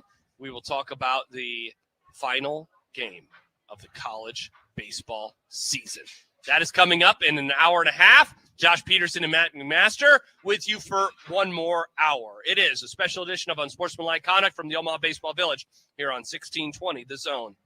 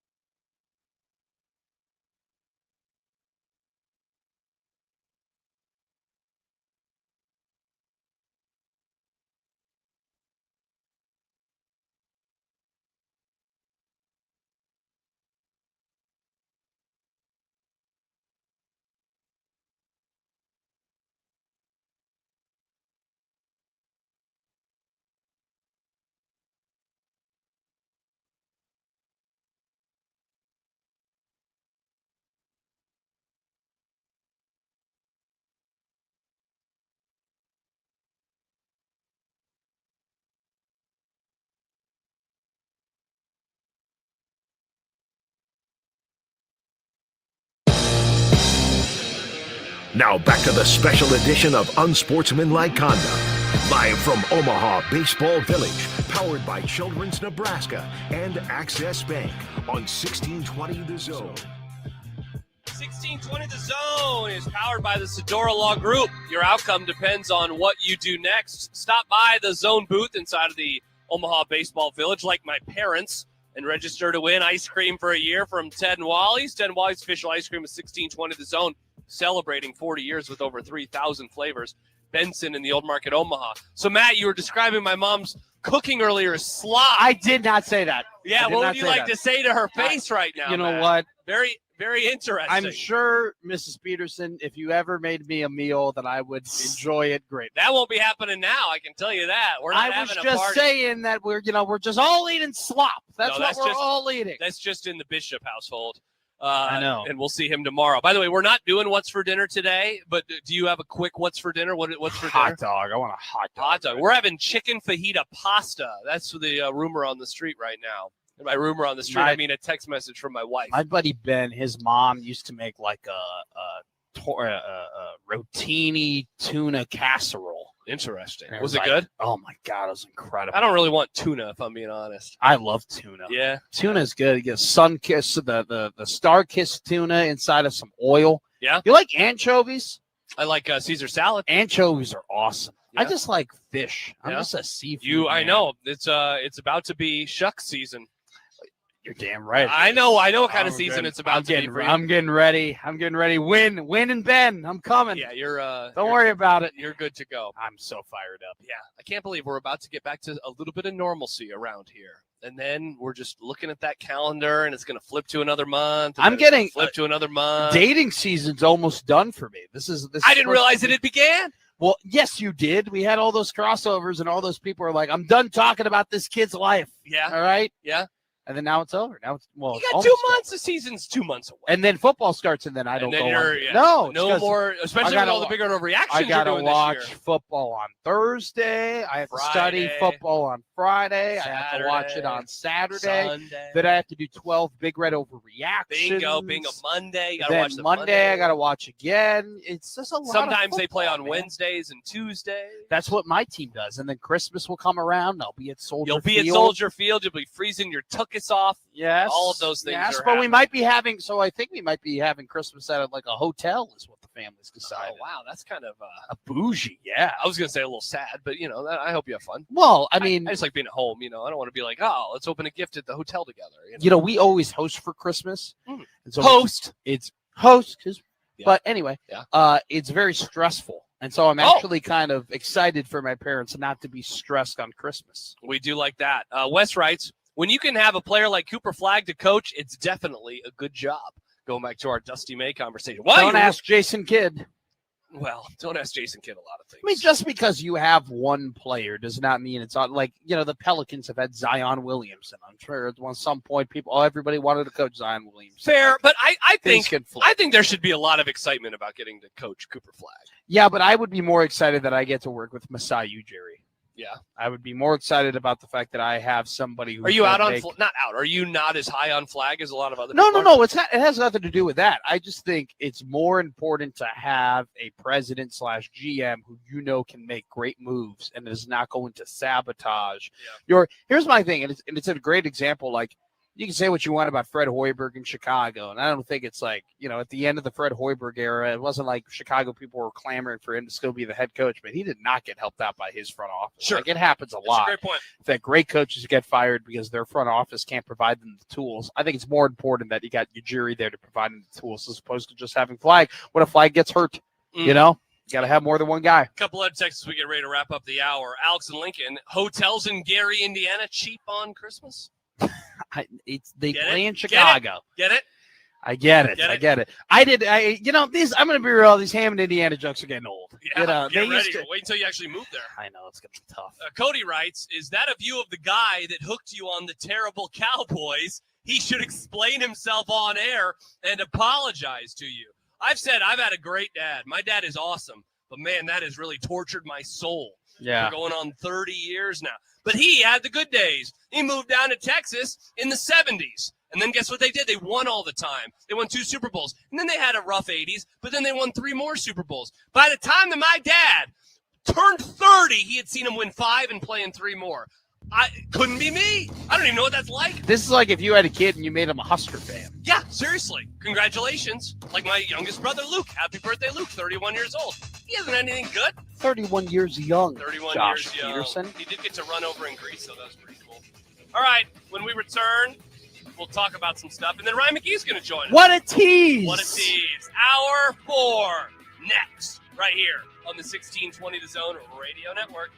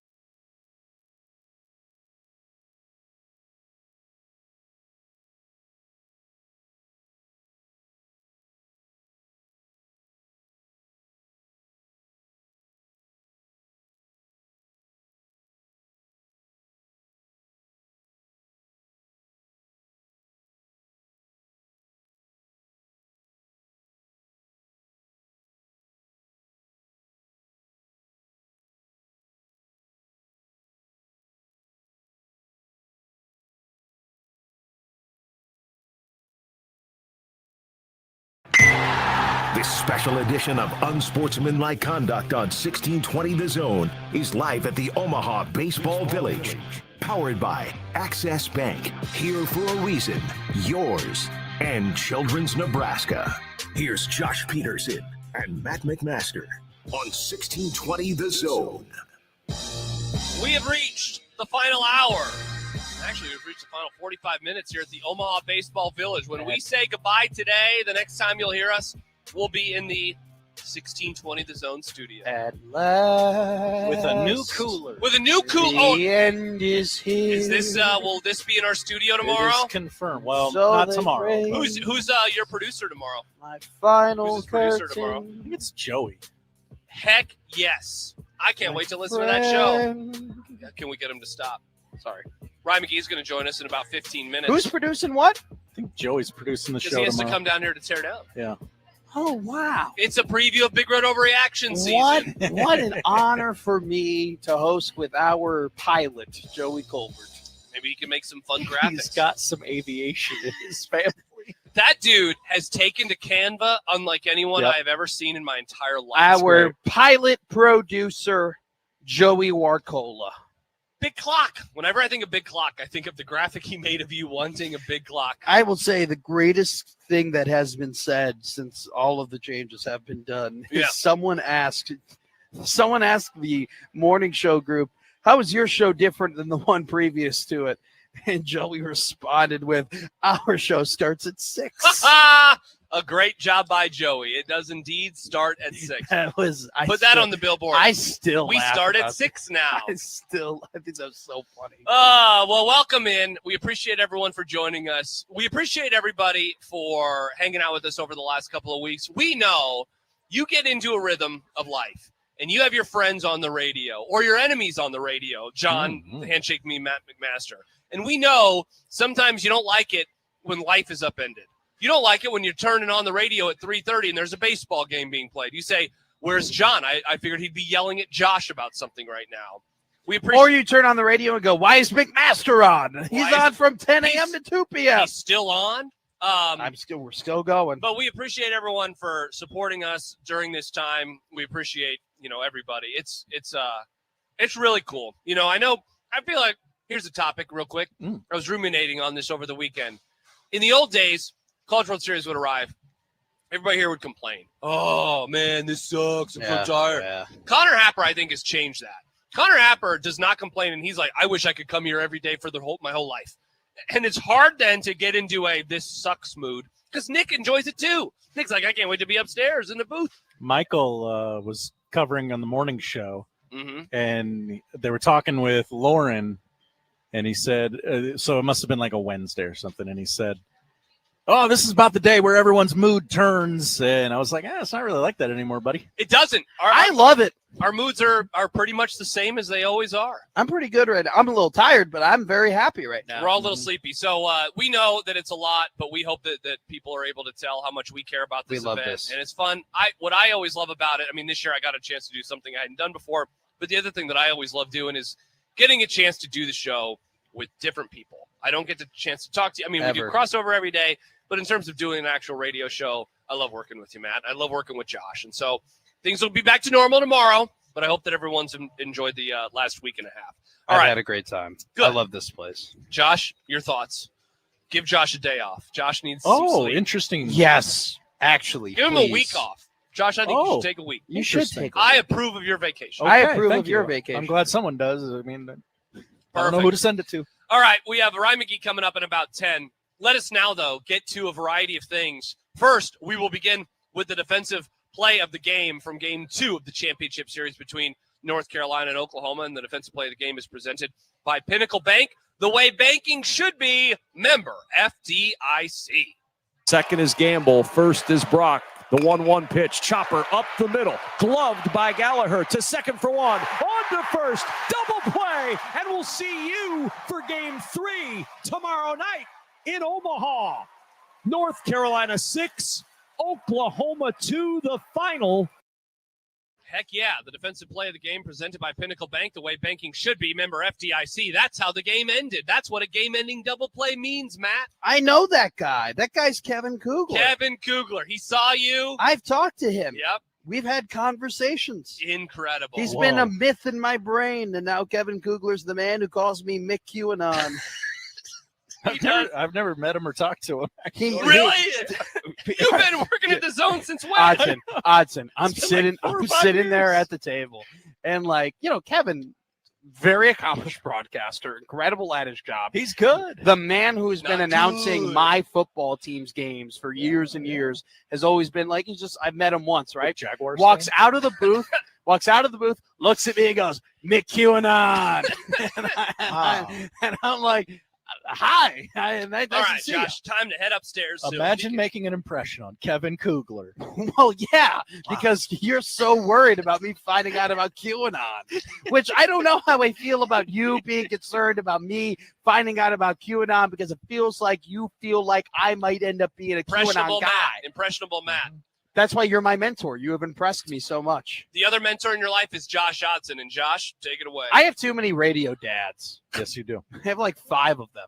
My 5 dads.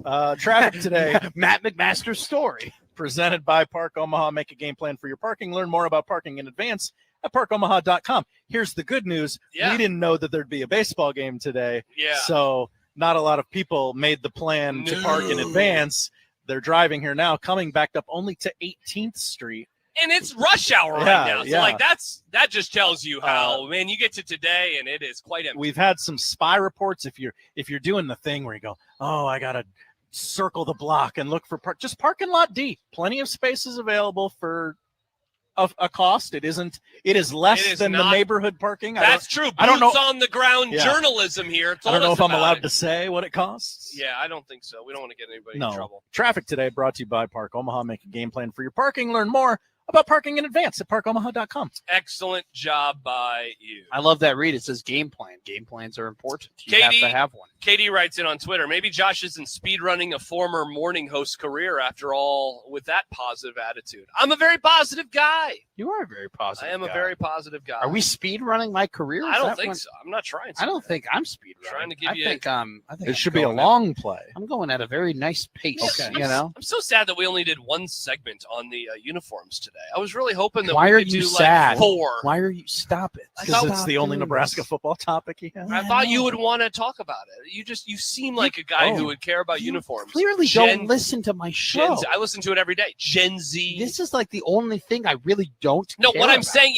what I'm saying is it surprises me that you don't. That's the surprise, not that you don't talk about it. You know what? Can I be real with you? I think it has to do with the fact that in my childhood, the idea of changing jerseys was never like a thought. Why would you ever change the Cubs jerseys? Why would you ever change the Hawks jerseys? They never changed the Bears jerseys. They never changed the Bulls jerseys. I've just had. That's a great point. You root had, for a lot of teams that wear traditional uniforms, and I've just had it my entire life. Like, what do you think of the orange Bears jerseys? They're awesome. They were so sick. You started the word like I thought he was going to, but I thought he was going to say full. What was cool is that they would wear them on Halloween. And so it was kind of cool. And like my little kid mind was like, oh my God, pumpkins are orange. The Bears are wearing orange jerseys. The Bears are pumpkins. That kind of that's makes just what sense, happens to their seasons. You know, right, that was kind of cool. But like, here's my thing though. If the Bears wore the orange jerseys 3 times a year, I would be like, yuck. They wore it one time? Like every couple of years.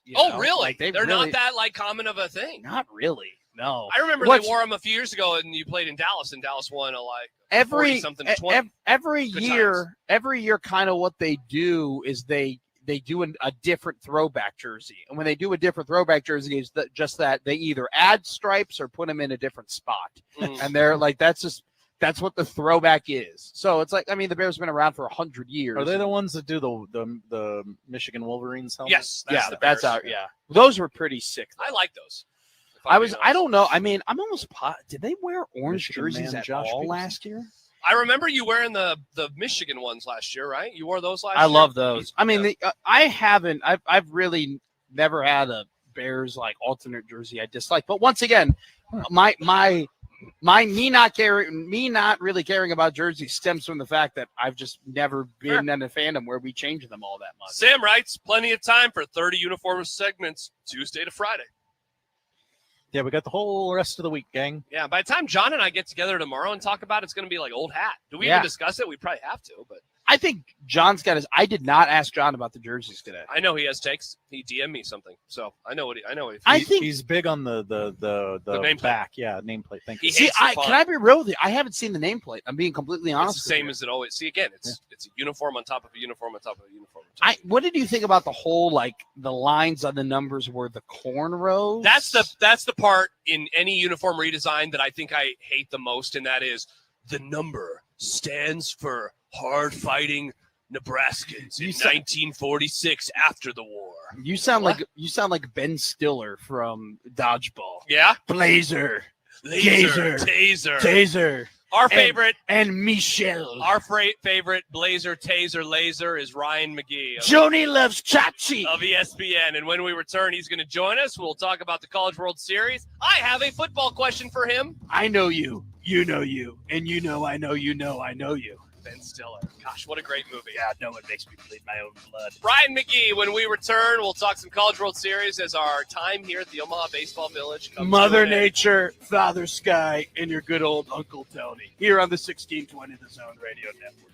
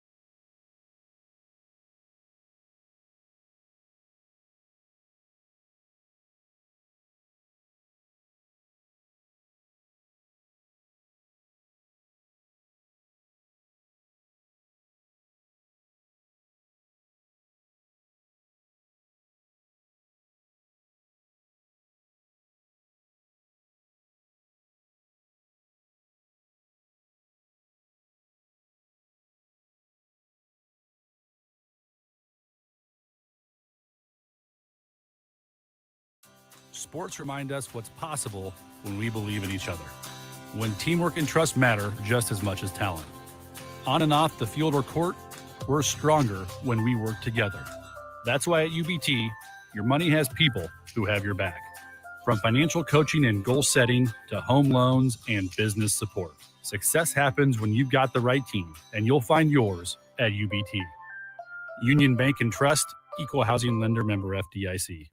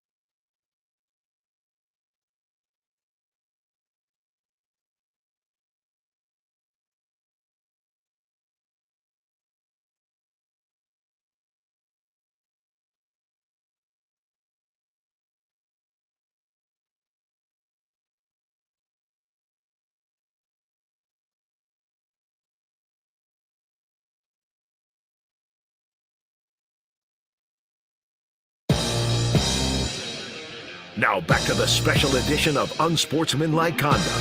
Live from Omaha Baseball Village, powered by Children's Nebraska and Access Bank on 1620 The Zone.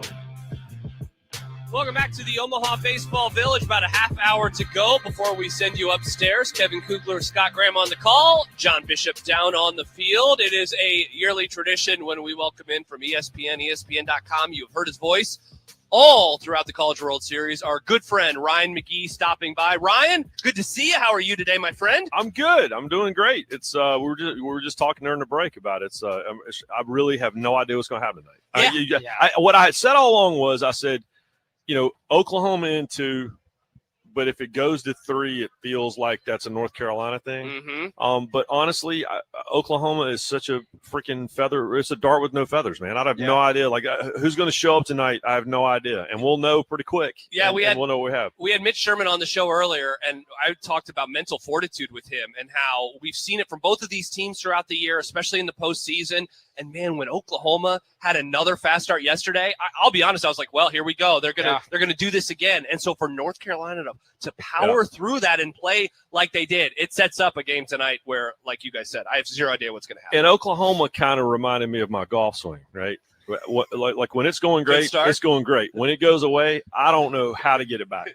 You're one triple away from it ruining the entire day. That's it. And Oklahoma, they were just kind of unconscious. Because that was not a good baseball team. I watched them get bounced in one day in Hoover in the SEC tournament, and I think they hadn't won a weekend series since April. And they're just they're just not good. And so they were fine. And they were honestly, a lot of the non-SEC people were like, why the hell are they even in the tournament? And so when they started rolling, and we kept asking them, well, what are y'all doing? The answer was, I don't know. I mean, and that's great. But when it goes away, the question is, can you get that back? And so we'll see them. And that's why I always kind of felt like if it went to 3 and it really became a control your own destiny kind of thing, that feels like more of a North Carolina destiny than it does Oklahoma. But, again, Oklahoma's been proving me wrong since May. Yeah. We had our coworker, John Bishop, on my show earlier today. And so I don't mean to be a lazy broadcaster and repeat questions, but I think you're perfect to answer this is,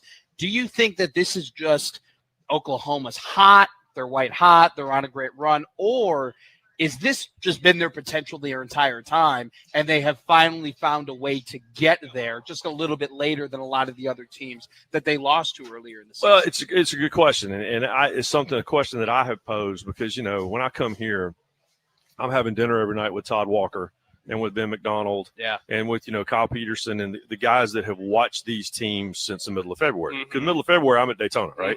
And then we get into March. I was at the Final Four in April. So so I really started. I'm kind of watching, but I really start paying attention when we get to April. And so when I showed up, Oklahoma was terrible. Like I just moved them over in the if they make the tournament, fine, but we won't see them after opening weekend pile. And to answer your question, when I talk to those guys, they agree that the potential was there, but they also all checked out on them. Like everybody was like, good for them for making the tournament, and it's great for the SEC network, and obviously, but at the end of the day, everybody thought this is a great, everybody likes Skip, and they make a little noise and get ready for next year. But it's just, and what's crazy is how they're doing it. I mean, there was so Kendall Rogers and Aaron Fitt and the guys that live college baseball, 365 days a year, twice now in 2 championship games. A pitcher has come in for Oklahoma, and I look at those guys and they go, and so that just tells me you're playing with house money, and so Skip was a mentor of Augie Garrido, in my opinion, the greatest coach in the history of college baseball, and Augie was a real believer in. Augie used to ask me about Daytona and Talladega and NASCAR, like he wanted to talk about finding the right line. Tell me about how do these guys realize this is where the momentum is, and he would say all the time, that's what baseball is. You forget that you gave this guy a full scholarship. And forget that he might be a first-round draft pick. If he's 0 for 30 and I got a freshman that I think can go, then we'll go. And that's exactly what we've seen, from Oklahoma. So it's knowing how to play the hot hand and when to play it is an art form, and he's been doing it. Ryan McGee, ESPN, Marty and McGee. You can see him all over the network and, of course, at ESPN.com. You mentioned a couple times, Ryan, in that answer about, the SEC and some of the feelings that come with that. I'm curious because this championship series with a team that finished in 11th place in their league in Oklahoma versus North Carolina in a conference, the ACC, that, of course, is not done the ultimate thing, but a couple of times in any of our lifetimes really here. The craziest statistic to me in collegiate athletics is that the Atlantic Coast Conference, where I grew up on Tobacco Road, the fact that only Wake Forest in 1955 that's crazy. And Virginia 10 years ago. That's it. And that's it. That's the to me, that's there's no way you have those teams with that talent. There's almost 30 players from the Carolinas that are on these rosters. That have been on the Omaha rosters. How? Yeah. How's Clemson not won this thing? How's UNC not won this thing? And Florida State. But anyhow, I didn't mean to interrupt. But it's the craziest statistic in collegiate athletics. And so, what does that mean tonight? Because again, I think the 11th place factor with Oklahoma makes the whole SEC versus everybody. But in tonight's case, the ACC, I think it makes it all the more intriguing to me. Is sadly we have to view almost every national championship or tournament or whatever as conference pride and all of those types of things because it does matter. How do you view that tonight? Well, I think that. And it's funny, I was looking at we were already working on our end of season roundtable for ESPN.com. We got our questions from editor Kim, who will be with me in the press box. Mm-hmm. And one of the questions that I already answered, and this is what I said, was what are you looking toward next year? And what I'm looking toward next year is, I think, obviously the SEC had 2/3 of the field here, and they had all those teams in the 64 team tournament.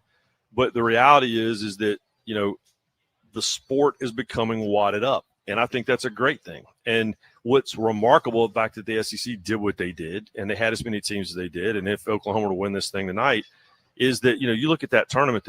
That's one of the greatest 64-team tournaments we ever had. Mm-hmm. Of course, they're probably going to start screwing with it now, right? Mm-hmm. But the fact that you had UC Santa Barbara and you had St. John's, and you had Troy and West Virginia who got here, and the fact that North Carolina got out of their bracket and is sitting there with a couple of SEC teams in it. And you really go look back and look, it's usually an SEC team versus Michigan or versus Oklahoma back in the Big 12 days. Mm-hmm. So I think that the gap is narrowing. Yeah. But that makes it even more impressive, the fact that the SEC, it's not just that they're winning all the championships, it's that, with the exception of LSU, it's a different team every year. Yeah, it's pretty wild.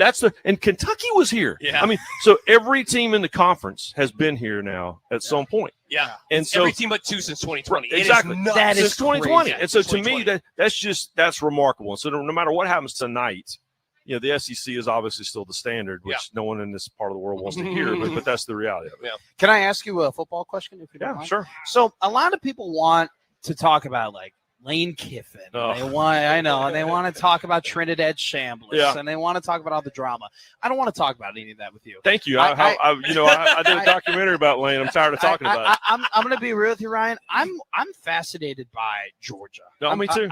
Me too. I'm fascinated because every article that I read about them, it's Kirby saying either, we don't have as much talent as we used to in terms of stockpiling, or it's I hear the quote unquote old style recruiting, right? They have to do the more, NFL draft picks and national championships. And yet when we talk about them, we're we're kind of I don't know if they're still there, but they won 2 SEC championships in a row. Right. How big of a year is it for Kirby and Gunnar Stockton and that entire Bulldog team? How much of a turning point this season could it be? It feels like a national championship game or bust kind of year. It really does. And it's because the reality is they won their 2 titles. Yeah. And they certainly were competing for national championships, and probably should have won a 3rd one in there. Seriously. But it kind of feels like Clemson 10 years ago, where Clemson had it rolling to the point that you can't beat them, and we know they're going to be in the playoff, 14 playoff. We know they're going to play for a championship. Everybody's sick of looking at them, and then they just kind of lost the handle on it. Mm-hmm. And I'm not saying that Georgia's going to suddenly go 7-6 and you barely get out of the conference and fire the coach or whatever. But it feels like and I'm glad to hear you say it, because I've said the same thing. It feels like a crossroads year for those guys. What direction are you going to go in? Yeah. And it's and you can kind of see it on Kirby's face, like when they had the SEC spring meetings, which I didn't go to. I'm not big enough deal. Marty is, and but they're on the beach in Pensacola, but Kirby looks stressed out. Yeah. And so I think that he definitely feels that, and the people that in my corner of the world, they're definitely talking about it. Ryan, before I let you go, every time I talk to you, I want to do a Nebraska-Tennessee comparison with you. And so here's the one that I'll do today, because Nebraska made an announcement this weekend. They're changing their uniforms. First real major change in, 2 decades or so. and it's been received very mixed. Of course it is. Is the best descriptor. Does the same thing happen with Tennessee? Whenever they do anything with Smoky uniforms Grays. there? Yeah, Smoky Grays. That's what I wondered about. No, Smoky Grays. So if you ever see Marty and McGee, this spring we did the show from our houses because they're redoing the Wilderness Lodge studios. And if you ever see me on the Game Day podcast or Dan Patrick or whatever, my office is so full of crap. It drives my wife crazy. But if you look on the shelf right over my shoulder, I purposely keep a Tennessee Smoky Gray helmet back there, right where you can see it, because it just makes all the Tennessee people so mad. They get so mad about that, and I get it. But the reality is you have to kind of walk that line. My all-time favorite is Penn State, because when James Franklin, who I adore, James Franklin was at Penn State, one time they put some sort of extra white line on the shoulder pads, and the reason was because they were paying tribute to some team in 1950 that had done the same thing and won whatever the league they were in, and people lost their freaking mind. So yeah, but Nebraska has always been very much an Alabama, Penn State, Georgia kind of uniform. Like don't mess with messing with it at all. It feels like but I'll say this too. I want to try some different stuff. Yeah. I'm just saying that was my argument at Tennessee at the time, was when they went to Smoky Grays, which they've won a lot of games in, and they won again. And then the people after they won a few, if you do that and you know what it is? Without a doubt. It's Nuke LaLoosh. It's Nuke LaLoosh from Bull Durham. You can grow fungus on your shower shoes. Yeah. If you win 20 games, you're a colorful character. If you lose 20 games, then you're just a slob. And so if you do that and you win, people won't care. Ryan, I need to ask him something. Can I ask you a NASCAR question? Yeah. Okay. What do you think is a bigger in terms of getting NASCAR more into the common eye in terms of popularity? Do you think it's the story with Michael Jordan in 2311 and now Corey Haim winning yesterday, and he'll be on full-time next year with them? Do you think what's going to raise in popularity more is 2311 and Michael Jordan being more popular, winning more, or is it Carson Hocevar in the 77 winning more races and kind of the younger crowd rallying behind him? What do you think would be bigger for NASCAR? I think it's both. I mean, I don't want to punt, but I think the fact that Carson is so polarizing, and now Kyle Busch is gone, right? And so we need someone like him in that garage. And you heard guys complaining about Carson yesterday after the race, and which I was watching that race in the press box. I was watching it right out here at the beer garden. And it was incredible. And I may or may not have gotten a beer into the press box, and I was watching it while I was waiting everything to wind, waiting my story to post. Yeah. But the Michael Jordan, I give Michael Jordan credit because I was very skeptical when there was talk about him coming in as an owner. Sure. Because, man, I'm old, right? I've been around a minute. And I went through that whole thing in the 2000s where I covered so many press conferences. Brett Favre, the Wayans brothers, Jackie Jordan Kersey, Joe Washington. I mean, Troy Aikman and Roger Staubach owned a team for a minute, and they all bail. Or they're just not around. Sure. And so I give Michael credit because he's at the racetrack a lot. He's at the meetings, I'm told, all the time. Yeah. I kind of became public enemy number one with those guys for some reason during the trial, which is hilarious. And but the one time I was a North Carolina State fan. Okay. So I was not a Tar Heel fan. Sure. So I never owned a pair of Jordans in my life. And then my wife finally got me this cool pair of green Jordans. Marty gets his for free. She had to buy them, and I wear them on Marty McGee. And literally that next week, Michael called my name out like being the public enemy. I was like, and I told my wife, I go, I'm throwing these in the garbage. I finally came in and wore the man's shoes.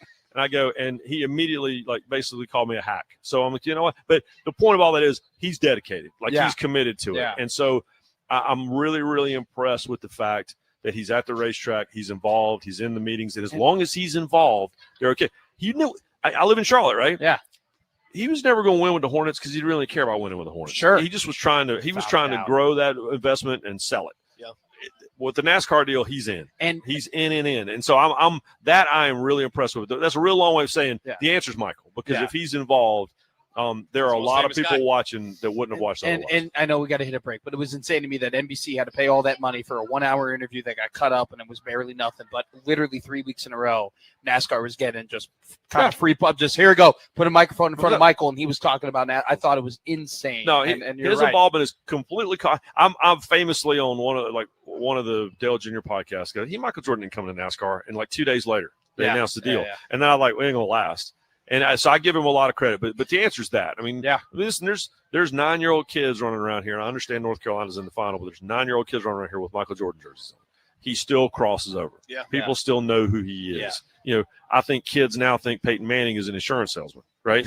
But I It's kind think of like the John Madden stuff back exactly in the day, right. But now they know that, but they all know who Michael Jordan is. Yeah. So that is, and it's paid off. And the fact that the team is just crushing everybody, insane. And in the races they aren't winning, Denny's winning. Seriously, the guy that owns the team. So it's a very interesting year. Ryan McGee, ESPN. You can find him at ESPN.com on TV. Of course, Marty and McGee, we're getting very close to football season, so we know that you'll be traveling around doing all sorts of stuff. Ryan, we always appreciate you making some time for us here at the booth. Thank you so much for stopping by. Enjoy the game tonight. I got to meet your parents over Got to meet my parents. They were so pumped. I was so pumped for you. They got their Asheville tourist stuff on. That's awesome. There you go. Thanks so much for stopping by. We will come back and we will wrap up our time here at the Omaha Baseball Village and then send you upstairs for the national championship game, Game 3 between North Carolina and Oklahoma. We'll do so when we return here on 1620 The Zone.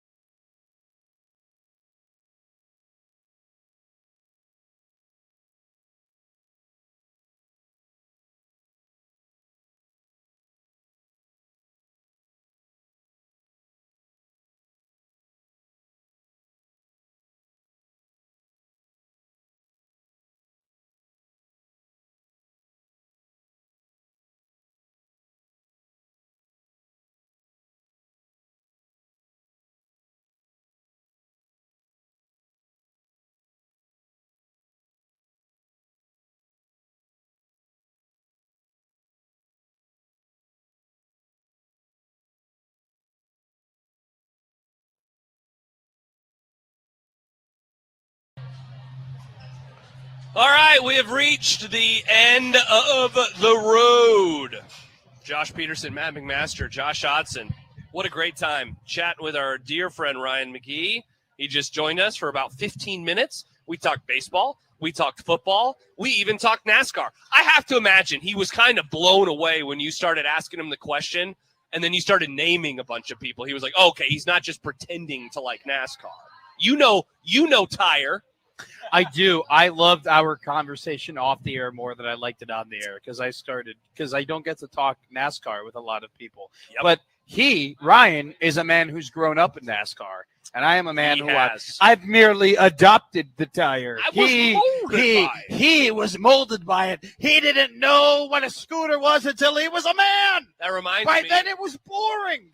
Speaking of being molded by it, I'll be able to borrow my friend's PS3 so I can watch The Dark Knight Rises in a couple of weeks for Nolan's season. Glenn Powell in that movie. People forget. In what movie? Glenn Powell's in The Dark Knight Rises. What? Who does he play? He is he was the stockbroker who gets murked by Bane. Gosh! He's the guy who gets his head slammed in the keyboard. Whoa. It's Glenn Powell. Look at you! You know film, and by knowing film, you know one actor in one movie. But that's pretty impressive. I'm a man of bat. I love the bat. We love Batman. I had a Batman graduation party. People forget. I had a Batman. People didn't know. I had a Batman birthday party. People forget. Matt. I have a top 7 favorite Batman characters. Number 1, Red Hood, Jason Todd, my favorite. Who's number 7? Number 7 would be Nightwing, and in particular the Dick Grayson Nightwing. Yes. All right, Matt. We have reached the end of the college baseball season. What are you hoping happens tonight on the field beyond a close game? What are you hoping for? I want to see Caden Glauber pitch. I'll make a prediction, but I'm not fully I want this team to win, or I want that team to win. I just want to see North Carolina to win.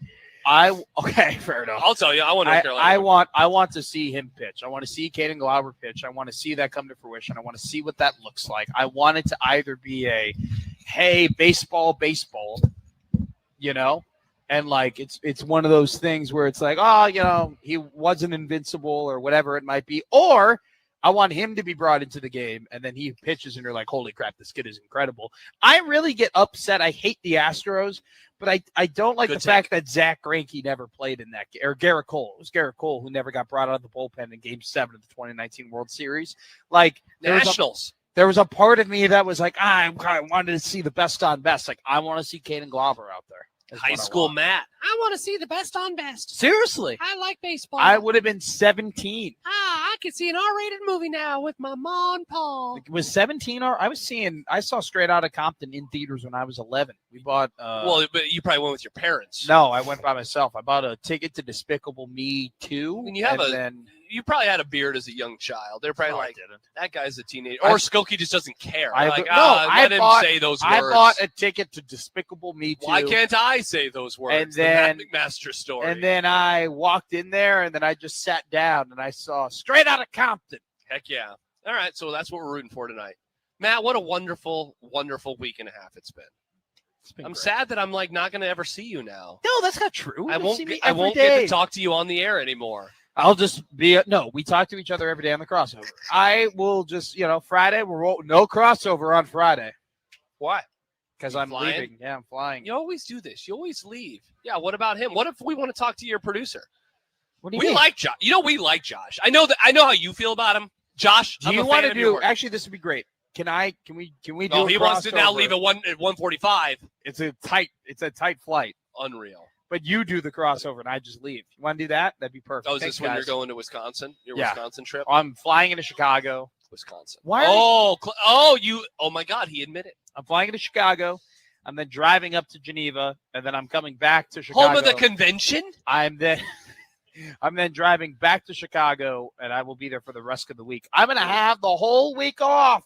Must be nice, Matt. Yeah, but you'll only have a 4-day weekend or 4-day week because then you have Friday off. I'm taking Monday off. Are you? Yeah, I'm doing something with the wife next a week from today. Yeah, sorry to everybody. I'll be gone. I'm not going to make that joke. Okay, let's settle down. I was gonna make a snap you joke. Can say it. Oh yeah, that's we've been snipping and snapping. All right, I want snip snap. I want to thank some Snip, people. snap. So we've had Jake today, Jake Janicek. Janny. Peter Krenzer has done some of these shows, right? We had, let's see, Joey Marcola. He did some of these. Ben Geezer. I believe that those are the guys, right? Those are all the people back in the studio. We appreciate all of them. Dan camping in the conduit. Done. After hours, I hear it's returning tomorrow night. The sports schedule. Good luck with that, Dan. Good luck with that, Dan. So thank you to all the producers. Thank you to Mike Schaefer, to Connor Happer, to the guys from Central Nebraska that I don't remember all of their names. Brian Gallagher, Matt Williams, Tyler Cavalli. Thank you to all of them. Thank you to Mike Schaefer. Thank you to you. Thank you. Thank you to Connor Happer. Thank you to me for doing these. Thank you to all of our bosses. Let's Thank see. you to Keely and Stacy and Alan and all of the great people who work with us here at 1620 South. And the most important thank you, Josh. Not the audience. No offense. I mean, the audience is great. Yeah, we you guys appreciate are here. them. We appreciate Josh Shotson is here every day. That's every the man. day. That's the man. I love him. What will you be doing? He'll be here is what the answer to that question. Josh will be working. Josh, I have been doing the College World Series here in this capacity since 2015. You are easily the best on-site producer that we have ever had, and it is not even close. The comfort that I feel with Josh by my side when we're down here, indescribable. I have that comfort every day. You do indeed. So thank you to Josh. Now we are going to send everybody upstairs. The last game of the season. It'll be Kugler. It'll be Graham. It'll be Bishop down on the field, getting ready for some baseball all-stars. And we're going home. Yeah. Well, I'm going home. You're going to have some beers. I am. I'm going home. I'm going to go lay in bed. It's going to be great. Enjoy the ball, everybody. Why did I close my computer? That has the seconds on it. I know exactly how much time we have left. We got 15 seconds left. You know what? I'm just going to say goodbye now. We'll be back. Grum tomorrow, 6A to 6P tomorrow. Enjoy the game tonight, everybody. Thank you so much for listening. We'll talk to you next College World Series. See you. Bye.